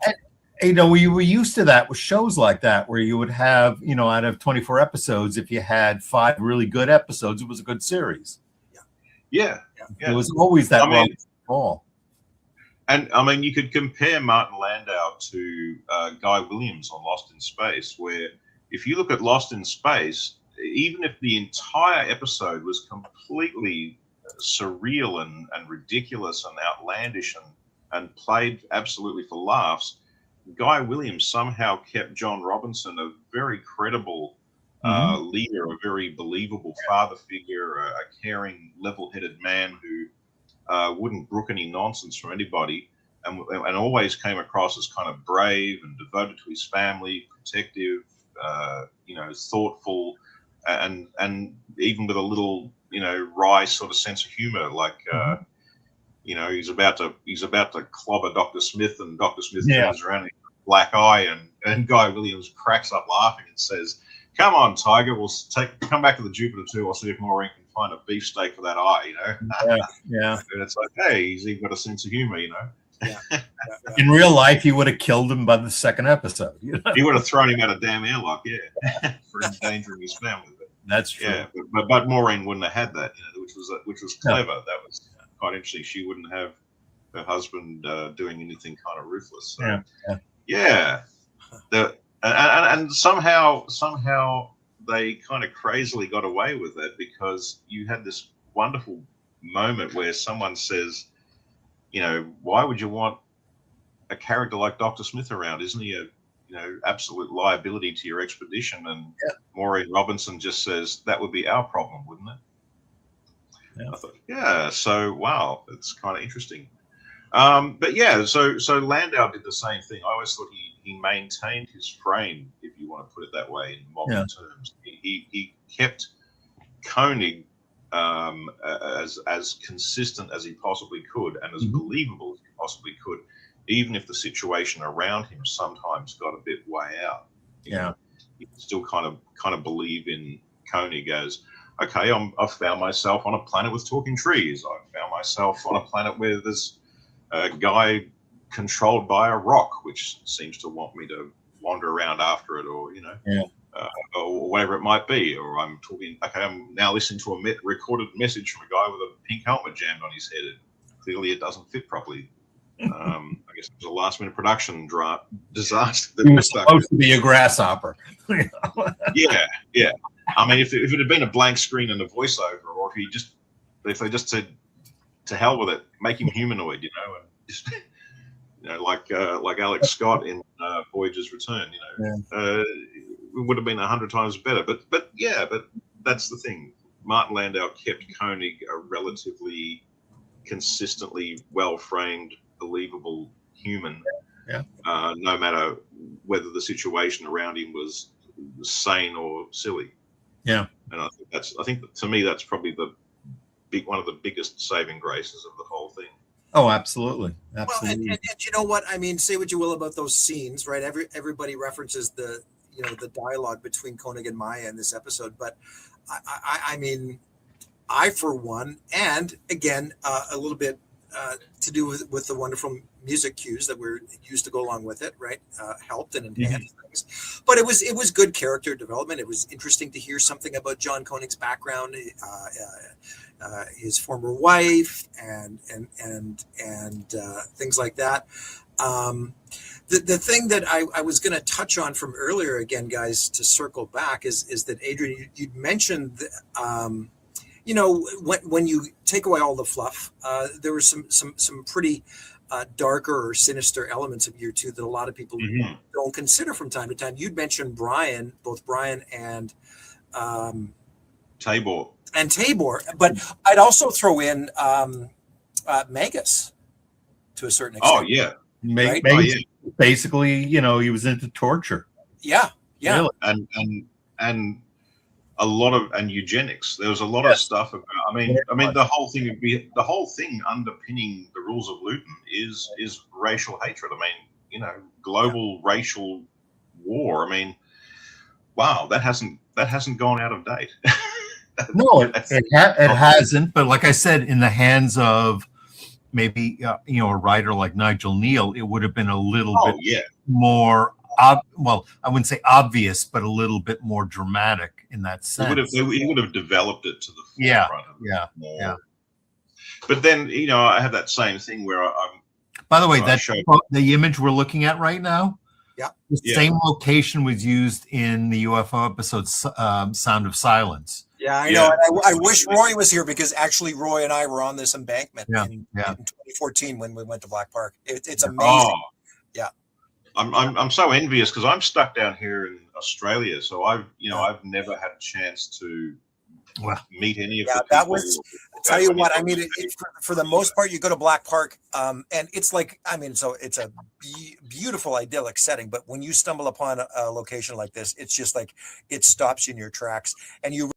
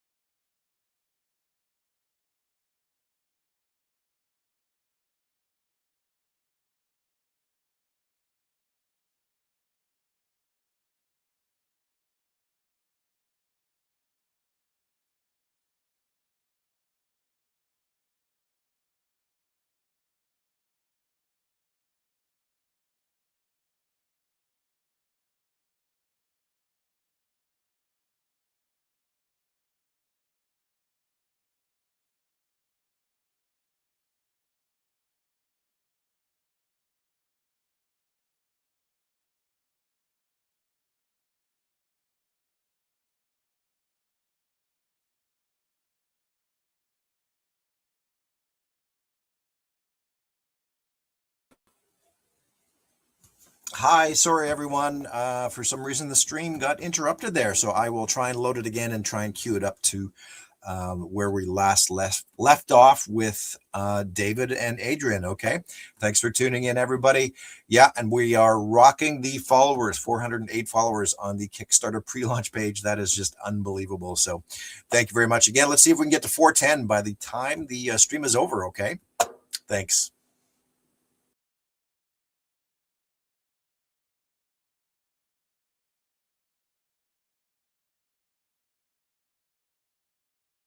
But it's interesting that in many instances, early year two, it's Helena and Tony that are paired together. Yeah. And Koenig and all the fluff. There were some pretty darker or sinister elements of year two that a lot of people don't consider from time to time. You'd mentioned both Brian and Tabor. But I'd also throw in Magus to a certain extent. Oh yeah. Basically, he was into torture. Yeah. Really? And a lot of eugenics. There was a lot of stuff about. I mean, the whole thing underpinning the rules of Luton is racial hatred. I mean, global racial war. I mean, wow, that hasn't gone out of date. No, it hasn't. But like I said, in the hands of maybe a writer like Nigel Neal, it would have been a little bit more. Well, I wouldn't say obvious, but a little bit more dramatic in that sense. He would have developed it to the forefront. Yeah. But then, I have that same thing where I'm. By the way, the image we're looking at right now. Yeah. The same location was used in the UFO episode "Sound of Silence." Yeah, I know. And I wish Roy was here, because actually Roy and I were on this embankment in 2014 when we went to Black Park. It's amazing. Oh. Yeah. I'm so envious, because I'm stuck down here in Australia, so I've never had a chance to meet any of the people. That was. Tell you what, I mean, for the most part, you go to Black Park, and it's like, I mean, so it's a beautiful, idyllic setting. But when you stumble upon a location like this, it's just like it stops you in your tracks, and you recognize those trees that are growing up sideways out of the ground over the lake, and it's just like, wow, we were standing right there. And one of the things that I'm envious about, you're down there in Australia, you get all the imprint stuff. Yes, true. That's a good point. Yes. They do a superb job. Yeah. This one they kindly sent to me because I helped them with it. But nice. I mean, all the other ones with the little hardcover books and everything are just incredible. We do okay with some of the media that reaches us. Yeah. And most of them are region free as well, I believe. Yeah. And we're finally getting this year. We're finally getting it's the end of May. They are releasing here on Blu-ray the Australian filmed Ultraman series. Okay. Which is the first time it's been available here since the original airing, and they only put it out on VHS tape. Huh. Wow. That's a good. It was a very good. I'm currently writing a book about the Nicholas Hammond Spider-Man series. Oh yeah. And in Australia, we didn't see the series at first. What we got was the pilot, the first two-parter, and then the movie length. I think there were 2 movies originally before it released as three cinema films. Yeah, so I saw them in the cinema, and I guess unlike people watching on a cathode ray screen, what really struck me seeing it in the cinema was the stuntman Fred Waugh, who played the Spider-Man in the suit. Yes, he went up the side of real buildings. Yes, and, he did. On a wire. He was a former circus performer. So here's little me, 11 or 12 or something in the cinema, and I'm looking up on this massive movie screen, and here's these panoramic visions of an American city from the side of a skyscraper, and here's this guy who's on a wire that you can't see. It was very well done. And he's in the full Spider-Man costume, and he's just, going up the wall of this skyscraper. So it was stunning. And so I was really surprised when I found out that, the critics who'd just seen it as a TV show in England and the States didn't think much of the show. And I'm saying, well, but hang on, I just saw it as 3 movies, and each movie, the stunt work was astonishing to me. Stunt work was terrific. The biggest criticism of the show was the fact that it basically abandoned much of the comic book lore. Yeah, but it did have a thing which shows did back then. Was that it felt like Spider-Man was in the real world. Yeah, and that was kind of the appeal for me, I guess. As a kid. Yeah, so that's what I'm writing about at the moment. So but there's an Australian perspective for you. Because we saw 3 cinema films rather than the series. It's made things like that have made me realize that how we perceive a TV show often depends on how did we see it. How was it presented? Yes. Like the final Quatermass serial by Nigel Neal was shown as 4 one-hour episodes in the UK. And the critics really hated it. In Australia, they put part 1 and 2 together, and part 3 and 4 together. So we saw it as 2 movie-length installments. Oh, so it was like a movie, but then at the end of the first 2-hour movie, it says to be continued. And you're like, oh, That's and then right. up comes a trailer for the next part, and the following week we all had to tune in for another movie length. Yeah. see Roy the ending. and I did a show on the Oh, Quatermass you know. serials and movies, and I remember there was a third version because all I saw here was the original 4-part TV version, and then the omnibus version, which cut out, 2 major subplots, mostly Yeah. out of the beginning of episode 3. The old folks cut out. Yeah, Nigel Neal was such a master of his craft. He actually he explained in an interview that he wrote Whispering, that's it. There he goes. There he goes. This huge set of subplots, knowing that they were going to be removed for the movie version. Yeah, and so he was able to, and because he was so good, he was able to write them so that if you saw them, they added something to the story, but if they were removed, it didn't take anything away from the story. Oh, I like watching the original serials as much as the movies. So yeah, huge Quatermass fan, and I think it permeates British science fiction. I think if you look at the difference between Star Trek and Space 1999, you can really see the fundamental difference is you can see that horror theme from right back to the first Quatermass experiment runs through. I mean, the first one was Karun, the astronaut, was possessed or replaced by an alien. And if you look at like Space 1999 episodes, like Space Brain, Force of Life from Space, Force of Life is very much a Quatermass alternative version where he's absorbing energy and again it goes to the behind the sofa, hiding behind the settee and looking through the gaps in your fingers when Zorif becomes this horrifically burnt up creature at the end with glowing light coming out of his eyes. There's a huge Quatermass influence which runs through. I think the aliens and Bringers of Wonder are very similar to the aliens in Quatermass 2, the ones that are growing in the dome. Yeah, that's right. Yep. The giant blobs that came out of the dome. Yeah. So there's a lot of. I mean, Doctor Who is riddled with Quatermass references. Oh yeah, I think UNIT, the idea of UNIT, the brigadier and the soldiers help it with a scientific advisor. The Doctor was virtually putting him into the Quatermass role. Yes, and I think even when they went into the future, there'd be an authority figure with and guards with ray guns and things, and the Doctor would be telling them, you're doing it all wrong. You need to look at it scientifically and use your intelligence. And it was like, well, even when they've gone to the future or another planet, they're just transposing that same kind of situation to the future. But it was still very much a Quatermass type of a thing where, I was saying the other day, the line which always cracked me up was Leela, the warrior woman, complains that all the weapons and guns and bullets and bombs and things aren't solving the situation. And the Doctor says, shall we try using our intelligence? And she said, well, if you think it's a good idea. That seemed to be science fiction's message to the world, wasn't it? Oh, that's true. Yeah, I mean, Nigel was one of the classic writers like Rod Serling that knew how to take, modern problems and turn them on their head in science fiction and deliver a message without hitting you over the head.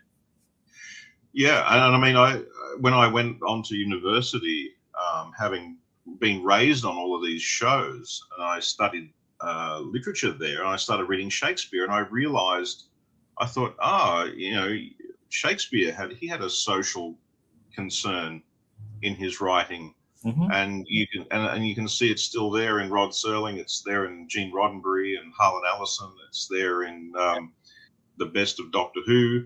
It's in UFO and Space 1999. They were talking about war. They were talking about survival. They're talking about racism and getting along with. In fact, you could say the whole of space opera is about diversity. It's about meeting different life forms, and some of them want to be your friend, and some of them want to invade or dominate or eat you. Some you're compatible with, and some are evil parasites, and you got no choice but to blow them up. The trick is writing a story where where both sides are likable and still have some kind of conflict that makes the story, go perk along without being boring. And unfortunately, TV back then was black and white. It was good guys, bad guys. That's why science fiction always seemed to have the edge, didn't it, on the mainstream? Because even in the rules of Luton, the alien leader, and this is the point I keep failing to bring up. It was David Jackson, the guy who played Gan on Blake 7, played the voice of the judges of Luton and played the leader of the aliens. Yeah. Yeah, that's why he's got such a great voice. So he had a really good speaking voice. Yeah, sometimes he says, I don't wish to kill you, but I must. And then Koenig spares him. And so it has this thing of, again, the conflict is there, but they're not all bad. Right. The aliens are fighting or not, are being forced to do it. It was like how they did Arena originally between and the Gorn. The Gorn really was just fighting for his own people's lives. But, in the original Frederick Brown story, there's no, morality to it. It's you're fighting for the survival of your people, and that's it. It's a clear black and white story. Interestingly, Blake 7, you mentioned before how Blake 7 also did a variation on this trope of Arena with the episode Duel. There's a later one which does it not as much, but still has it as a central trope, and that's Death Watch.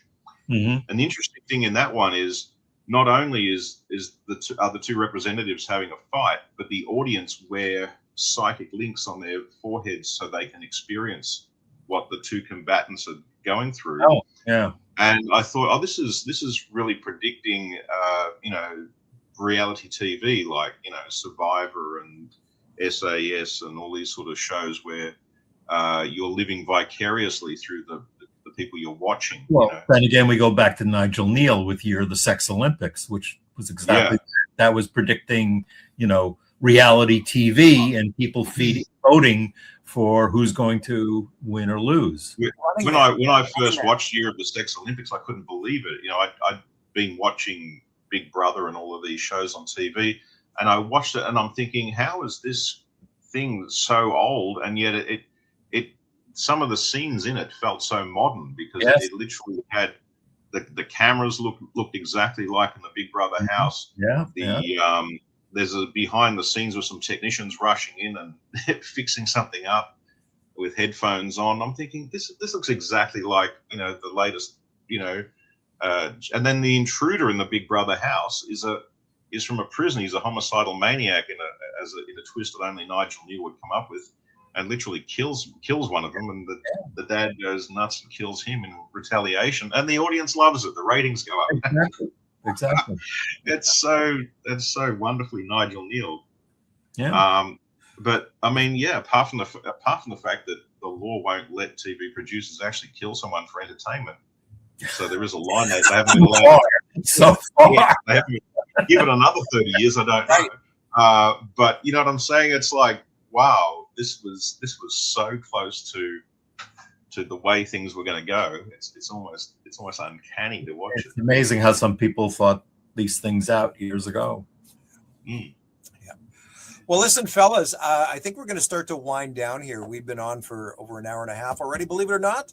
And, well, I give the rules of Luton probably objectively, it's maybe a 6 or 7 out of 10. But going by what's in my heart, I'll give it an 8 out of 10 because I kind of love it. It's it definitely could have been a lot better in some ways. It's definitely got the cornball element, which sticks to Fred Freiberger's reputation. But directed by Val Guest, filmed on a beautiful location, and Martin Landau, what an actor at a time when most men on TV were kind of stoic. Here's this guy, he breaks down into tears at one point. He loses his temper. He really gave Koenig an emotional life that was bigger than what was on the page. And we learned more about the character than we had in most episodes. So Yeah. Character. We learn character, and there's a thing against back thing about a global racial hatred-driven war and an anti-prejudice theme. Mm-hmm. So it's just it kind of is in my heart as I'm going to say emotionally, personally, I'll give it an 8 out of 10.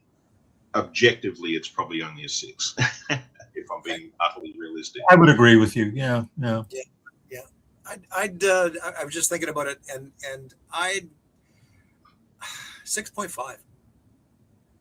Sort of right in between there, and it's interesting, when Roy and I have got around to doing these segments, and of course you rewatch the episode in preparation, and then when you get through the discussion with different people, each time out, everybody brings a different perspective, makes you think about things a little differently. That's what's so fun about this, guys, and this episode included. It's You've both given me sort of pause to reconsider this episode. It's not that I ever hated it, but it's just I have a better appreciation for it. It's like, when first time I read Robert's book Destination Moonbase Alpha, and he like slaughtered episodes that I thought were great, and I'm like going, well, maybe he's right about that. The way he's looking at it, there's things that I didn't see, but then other episodes he thought were terrific. I'm like going, nah.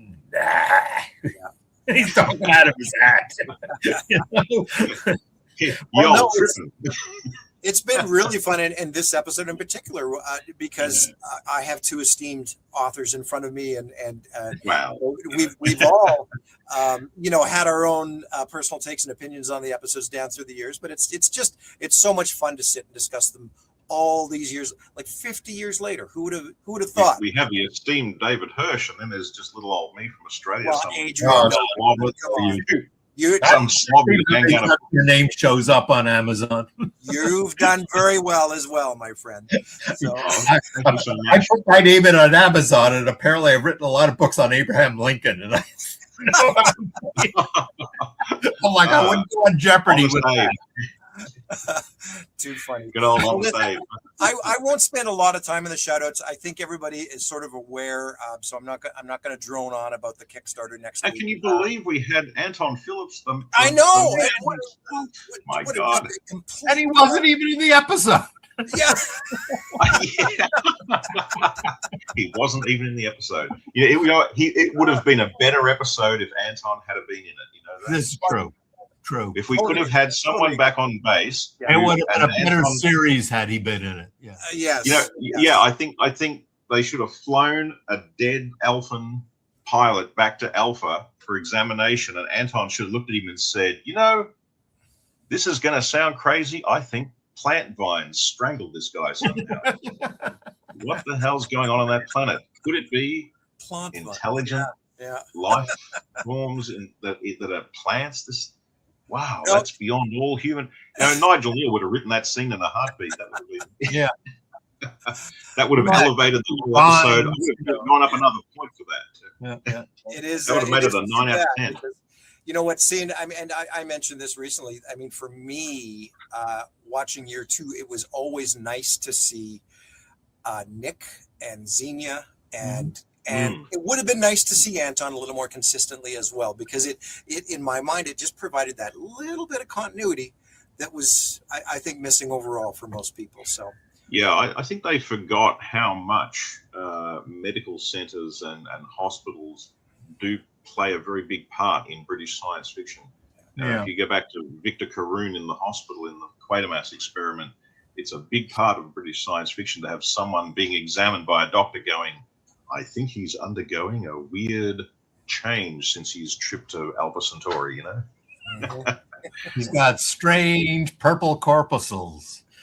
Yeah, they should have put Anton on a really good contract for year 2 and paid him his due, because they should have. He would have definitely added something. Them all. It just was. And did they really fail completely to understand how popular Victor Bergman was? Good point. I think they did, and I think it was a question of, it was a question of money, and that fact that Jerry Anderson and Barry Morse just were like talking at cross purposes. And by the time Barry Morse was willing to accept their offer, they had already decided not to bring him on. Yeah, I think that was a big mistake. Big mistake. It was just, I think it just came down to the fact that Jerry Anderson was just grateful that he got the second series, and whatever New York told him to do, he was going to do it just employed. I mean, generally speaking, none of Jerry's shows ever got a second season, so it was remarkable that it actually happened at all.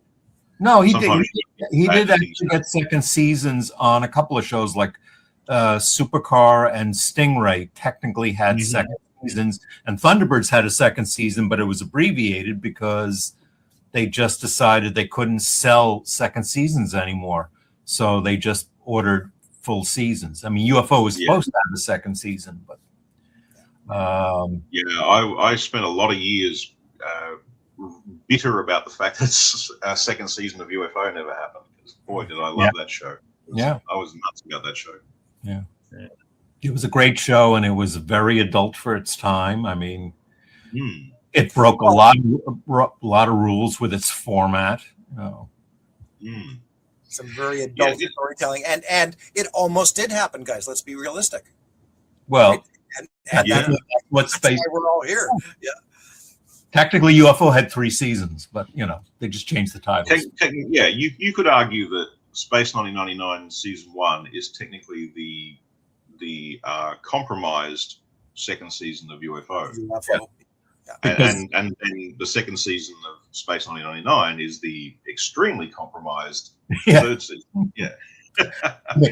Because originally the Moonbase was, a tremendous Moonbase, and it had the section where the action was going to take place which like Shadow. It was a secure section that the average person would go to. It was a city. Yeah. He virtually moved Straker's office and the medical center and the control center of Shadow to one location, which was on the moon. That's what it was supposed to be. They were supposed to take all the action of UFO off Earth because Abe Mandel hated all the Earthbound episodes. I think that's what science fiction was. I mean, Jerry walked into his office. They said, "What are your favorite episodes of UFO?" And Jerry rattled off like question of priorities, and Abe Mandel said, "No, those were the worst ones." Yeah, that's it's perspective. Hey, it's I've said to Roy before that when I was a kid, I hated question of priorities, but as an adult, it's definitely hands down. It's like in my top 3. Yeah, when you look at like Identified, and then you look at the Dorcons, you can see over a 3 seasons. It took more than 3 years to make, obviously. But you can see over whatever it is, it adds up to 7, like Star Trek. 7 years. Yeah. It's a remarkable achievement in television production, and so many highlights in there, and good things to appreciate. But also, what really sticks out to me is how it started off very, very kind of cult TV, kind of like The Prisoner, and ended up very, very mainstream, like a wannabe Star Trek. So it's interesting how it evolved, the evolution. They start off. You've got an actor in a very skin tight Sylvia Anderson designed outfit with a blonde wig, and by the end, you've got people with their hair grown out, wearing very relaxed jackets and flares sitting around. It's like the costumes, the hairstyles, the attitudes of the characters, from very, very tense and serious to joking and laughing and doing banter. The whole evolution was to become much more commercial as they went along. Well, I think it was also fashion at the time, because UFO is very 60s and Space Science 70s. Yeah, and you go from fearing the aliens in UFO to loving the alien with Maya. So the evolution of just the evolution from Identified through to the Dorcons of the attitudes towards the characters, the attitudes towards aliens, the attitudes towards the kind of storytelling, production, everything, the way it all sort of evolved is fascinating to look at it as an overview, as a whole, and sort of come away going, yeah, they started off, you know, aliens are mysterious, unseen. The humans are desperate, tense, wound up, and scared to death. To, you know, in the end, that there's an alien woman sitting next to them, and the guy's kind of flirting with her. Is there anything else from your past you haven't told us, Maya? You know, well, that's an inappropriate question to ask a lady, Tony. You know, it's like, this is an alien from outer space. Straker would have been, you know, scared she was going to come and harvest his organs 3 seasons ago. Yeah. See how the evolution. UFO, the only good alien's a dead alien. Yeah, now it's the only good alien. Right over the skirt, you know? Yeah. Wow. Now, if an alien looks good in a skirt, she's a good alien. You know, it's true. 7 of 9. Yeah. David Bowie's song "Loving the Alien." So True. Well, listen, guys. Listen, thanks very much again. I'm actually going to have to wrap up myself due to a work commitment here in about 30 minutes. But listen, Adrian, I'm just thrilled that you jumped on at the last minute there and were able to. My wife's never going to believe this happened. She thinks I went home, went to bed, had a nap, did nothing, and then picked her up from work. Warren could tell you what it was like when he first met my wife in 2017. She had never been to a convention in her life. She had never seen me at a convention. And she was like, who is this person I met? But I'll tell you a story. Warren knows this, but you'll get a kick out of this. We're at the first day of the convention. We've been there since the night before. And finally she comes down and I'm helping everyone set things up. And I'm talking to Nick Tate, and my wife walks up and I said, Renee, I'd like to introduce you to We've Met. Huh? We've met this morning. What do you mean you met? He says, yeah, I've already met her. They were out at the pool before breakfast together. And I'm like, huh? What? Nick Tate already knows my wife? What? Well, he is Nick Tate. I mean, you know. He is. There's only one Nick Tate. He was just doing his Nick Tate thing. Come on. He was just doing the Nick Tate thing. He's just a charming larrikin from Australia. Oh, yes. Boy. And I tell you what, that's a good segue, guys. Rather than a bunch of slides and pictures, we've all seen them. We all know what's going on. Actually, really quickly, Sunday, we're going to have a Kickstarter update. This is Return to Moonbase Alpha. Yep. Next Tuesday evening, we're going to have another show the night before the Kickstarter launch on April 1st. So there's going to be lots going on in the next week. We've all seen this. I still can't believe it, guys. And that's no April Fool's joke. Just unbelievable. So we're all hoping and praying, of course, that everything goes off without a hitch on both fronts. And I've got a couple of quick little videos here to run if you guys want to stick around. And let me just ask you this before I get into the first one. Would you guys be interested in seeing the new trailer we put together for Return to Moonbase Alpha? If that's what's going to run right now. Yeah. So first though, here's the next segue. You'll get it as soon as you see it.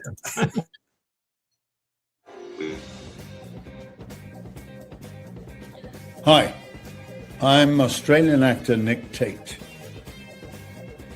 You know, 50 years ago, I played in a television series, sci-fi series, called Space 1999. I played the chief astronaut, Captain Alan Carter.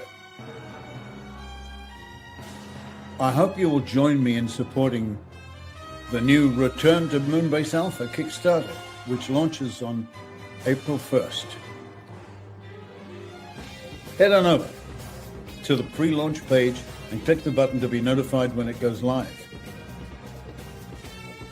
And you can return with me to Moonbase Alpha in 2026.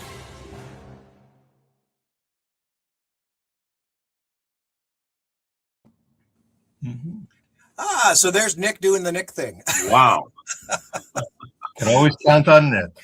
Yeah. As an Australian, having an Australian astronaut be the sort of the hero flying around in the Eagles, you know, in space dogfights on the show was a big thrill, I have to say, as a kid, you know, because I was one of those kids whose dream at 5 years old was to grow up and go to NASA and become an astronaut. Yeah. Yeah, and then to know the character, it was from your home country. What an extra special thrill, hey? Oh yeah, it was exciting, yeah. And the fact that he was just terrific as well was made it so good, because everybody in Australia, of course, you know, no matter what you were like, you convinced yourself, oh yeah, we're all like him, you know, he's just like us. We're, you know, if your hair was dark brown, you convinced yourself that I've got blonde hair just like you, Tate. You know, if you had no charm whatsoever, you convinced yourself, oh yeah, when I say g'day mate, I'm charming as Alan from Space 99.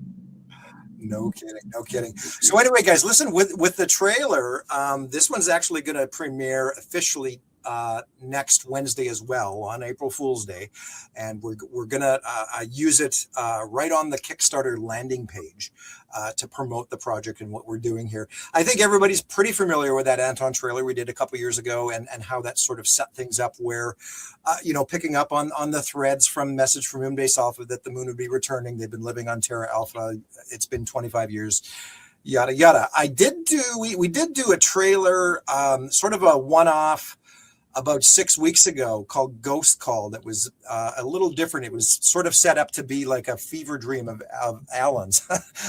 And so it's a little darker, it's a little more haunting and ethereal, and it plays on a couple of themes from Collision Course with Ara, of course, and sort of calling him back, right? Giving him the, you know, this is sort of saying that this has been the driving force behind Alan wanting to return. But anyway, we have a third one put together, and I've had the help of a very, very talented individual. A couple of people have seen this now, but I'd like to show it to you guys and just get your opinion here. Sure. And for anybody, Warren, can I interject Absolutely. with a quick anecdote? Yep. I showed my son, he liked UFO, so I said, oh, well, you've got to see Space 1999. So I showed him the one about Ara, and you know, she tells him to just let the planets touch, and then it vanishes. Yes. This is the generational difference, I guess. My son's only 20, so his reaction to it was that Koenig had basically met a kind of a space pothead who was like, hey man, just let it flow. You know, don't do anything. You know what? Your planet's gonna crash into my planet. Let it flow, man. Just let the universe just flow. You know. So he thought it was this was the craziest damn show he'd ever seen. Yeah, it is a bit of a fever dream, that episode. Yeah, it shows you the different sensibilities. Have you guys? I mean, I'm not sure how you're fixed for time. I might need to run, so I'm just going to be able to run this one trailer, and then we'll have to wrap up here, guys. But no, I love that, Adrian. That's. We'll have to do this on another episode sometime soon. Yeah. I'll run it quick. It's only 2 minutes and 50 seconds. So if you guys want to check it out, you can be some of the first here. And here it is. Let's do it. Yep, you betcha.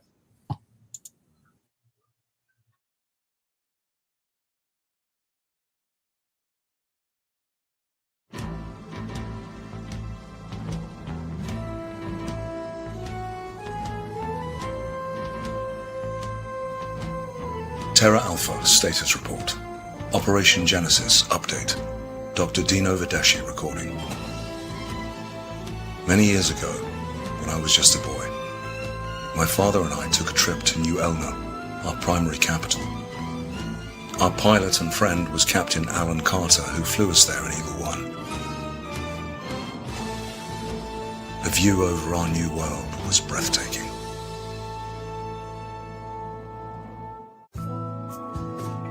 Ever since that time, I have longed to get back into that pilot seat.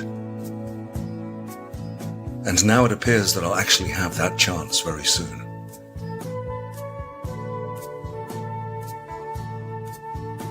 For months now, we've been tracking the moon's approach back into range, and detailed plans are well underway for a few of us to return. Ancient technology that's been discovered here on Terra Alpha will enable us to repair most of Moonbase Alpha's vital systems. Life support will be powered up and the long deserted base will be brought back into life after all these years.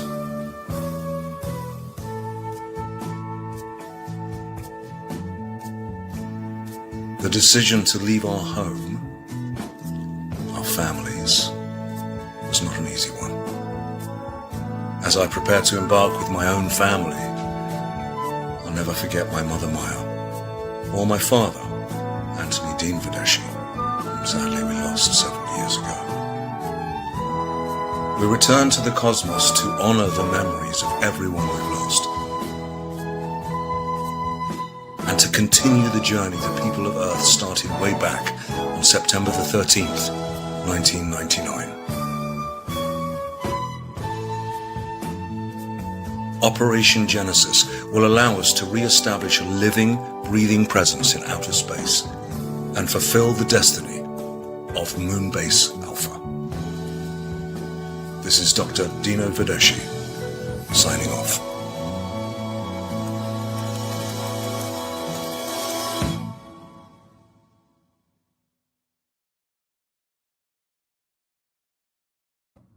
It's very nice. Wow. Yeah. Gosh. Yeah.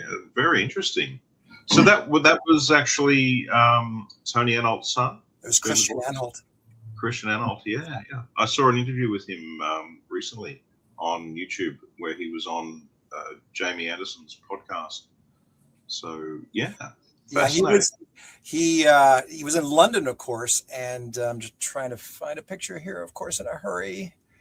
And we got talking about doing something like this way back then, right? And he was just so thrilled to be there, and even this famous shot where he's recreating that moment, right? And then, of course, we were able to take that and sort of make it a meta moment within this trailer. For eagle-eyed viewers out there, we used that picture and we put Christian in a little command outfit and colored, and yeah. So it was a lot of fun. Yeah, nice. Well, this is all very exciting, and it really brings to mind the fact that I feel we've kind of lost something by not having shows like Space 1999 anymore. I would love to see them get back to making weekly episodic sort of TV like that again. Yeah, I mean, I loved Breaking Bad, but I've seen a lot of shows on Netflix and things like that since, which have kind of made me realize not every story is as good as Breaking Bad. Not every story really deserves to be arced out to, an 8 or 10 episode season. Some stories really would be a lot better off just being a self-contained episode or a 2-part story and not dragged out for weeks and weeks and weeks. Unless you've got a really special story to tell, sometimes arcing it over an entire season isn't worth it. Right, especially when they dribble just little bits along Yeah. the way, and you're like, well, that wasn't a great episode, but they did tell me something. Yeah. You feel like you have to invest, 10 hours now into something to get a storyline that really, you get to the end and you think, was that really worth it? Yeah. Was that worth that investment of time? The big finale, Yeah. And the season finales are often a disappointment anyway. Yeah, because it's never what you expect. That's true. But no, listen, fellas, thanks very much again. And just thank you to everybody out there for tuning in. I know Roy usually goes through some of the names. I had a lot going on. I wasn't used to this part of it. So thank you both for carrying a lot of that conversation about Luton, as well as I worked away behind the scenes. And I'm amazed that you didn't tell me to shut up a few times. no, goodness, no, that was this was a lot lot of fun. It was great hearing how you saw things. Yeah. Different opinions, I know. Yeah. No, Yeah, absolutely. So no, listen. Thanks. There may be something weird in the drinking water here in Australia. I think sometimes I do sometimes come out with some very odd opinions, unusual perspectives. But look, for years they've been telling us Americans that the toilets flush backwards in Australia, so we have weird ideas too. Yeah, that's That was a Simpsons episode. Yeah. They do say Australians are like flies clinging to the ceiling because we're down under. How do we not fall off? Awesome. And thanks to everybody out there for the comments Warren, on the trailer. do me a favor. Send Adrian my email address so we can. Sure. Yep. Communicate. Absolutely. Yeah. For sure. Let's all keep in touch. Yeah. Awesome. Okay. Well, we'll wrap up then. And thanks to everybody out there. Be watching over the next week for some exciting updates and shows. Well, so good night to you, Warren, and good day to you, Adrian. yes. For sure. Thank you so much. Absolute pleasure to meet you, David. You too. And Warren, thank you so much for having me on. This has been fantastic. Absolutely. We'd love to have you back anytime. Wonderful. I'll be glad to. All right. Take care, guys. You bet. See you soon. Okay, bye-bye. Rory would say, here's the Star Trek connection. Live long and prosper. I can't do it. Keep those Eagles flying. Exactly. Yep. All right. Good night, everyone. Good night.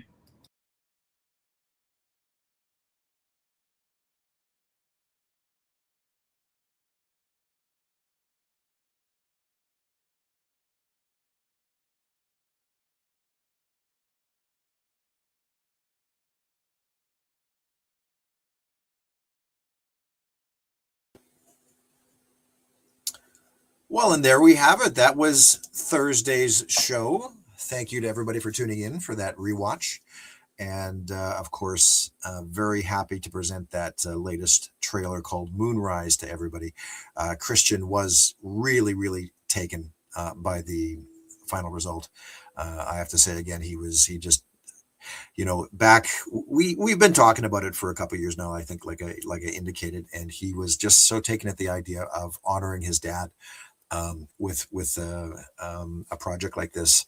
And he was really excited to take part. And,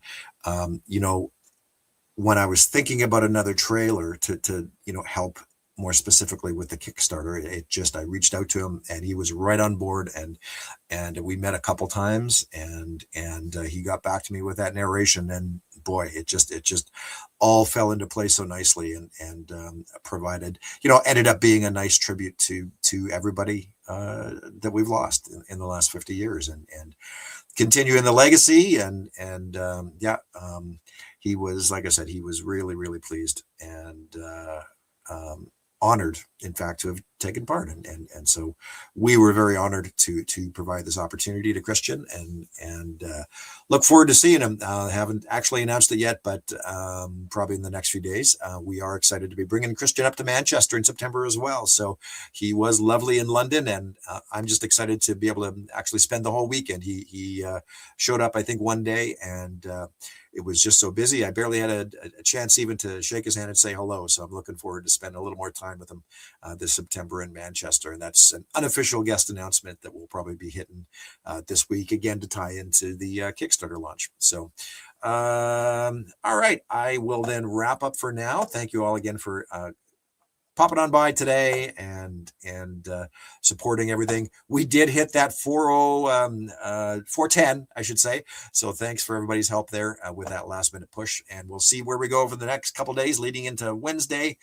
We're 3 days roughly and counting. And we will see everybody Tuesday evening. Keep in mind, we're probably going to have a double stream on Tuesday night to really kick off this campaign. So be watching for potentially a couple of separate segments and streams on Tuesday evening. And of course, into Wednesday itself, I might try and go live myself and cover that exciting Artemis 2 launch as well. And I'll be hoping and praying that everything goes well there. So thank you again, everybody. And you have a good couple of days. We'll talk to you real soon. Okay. Bye-bye for now.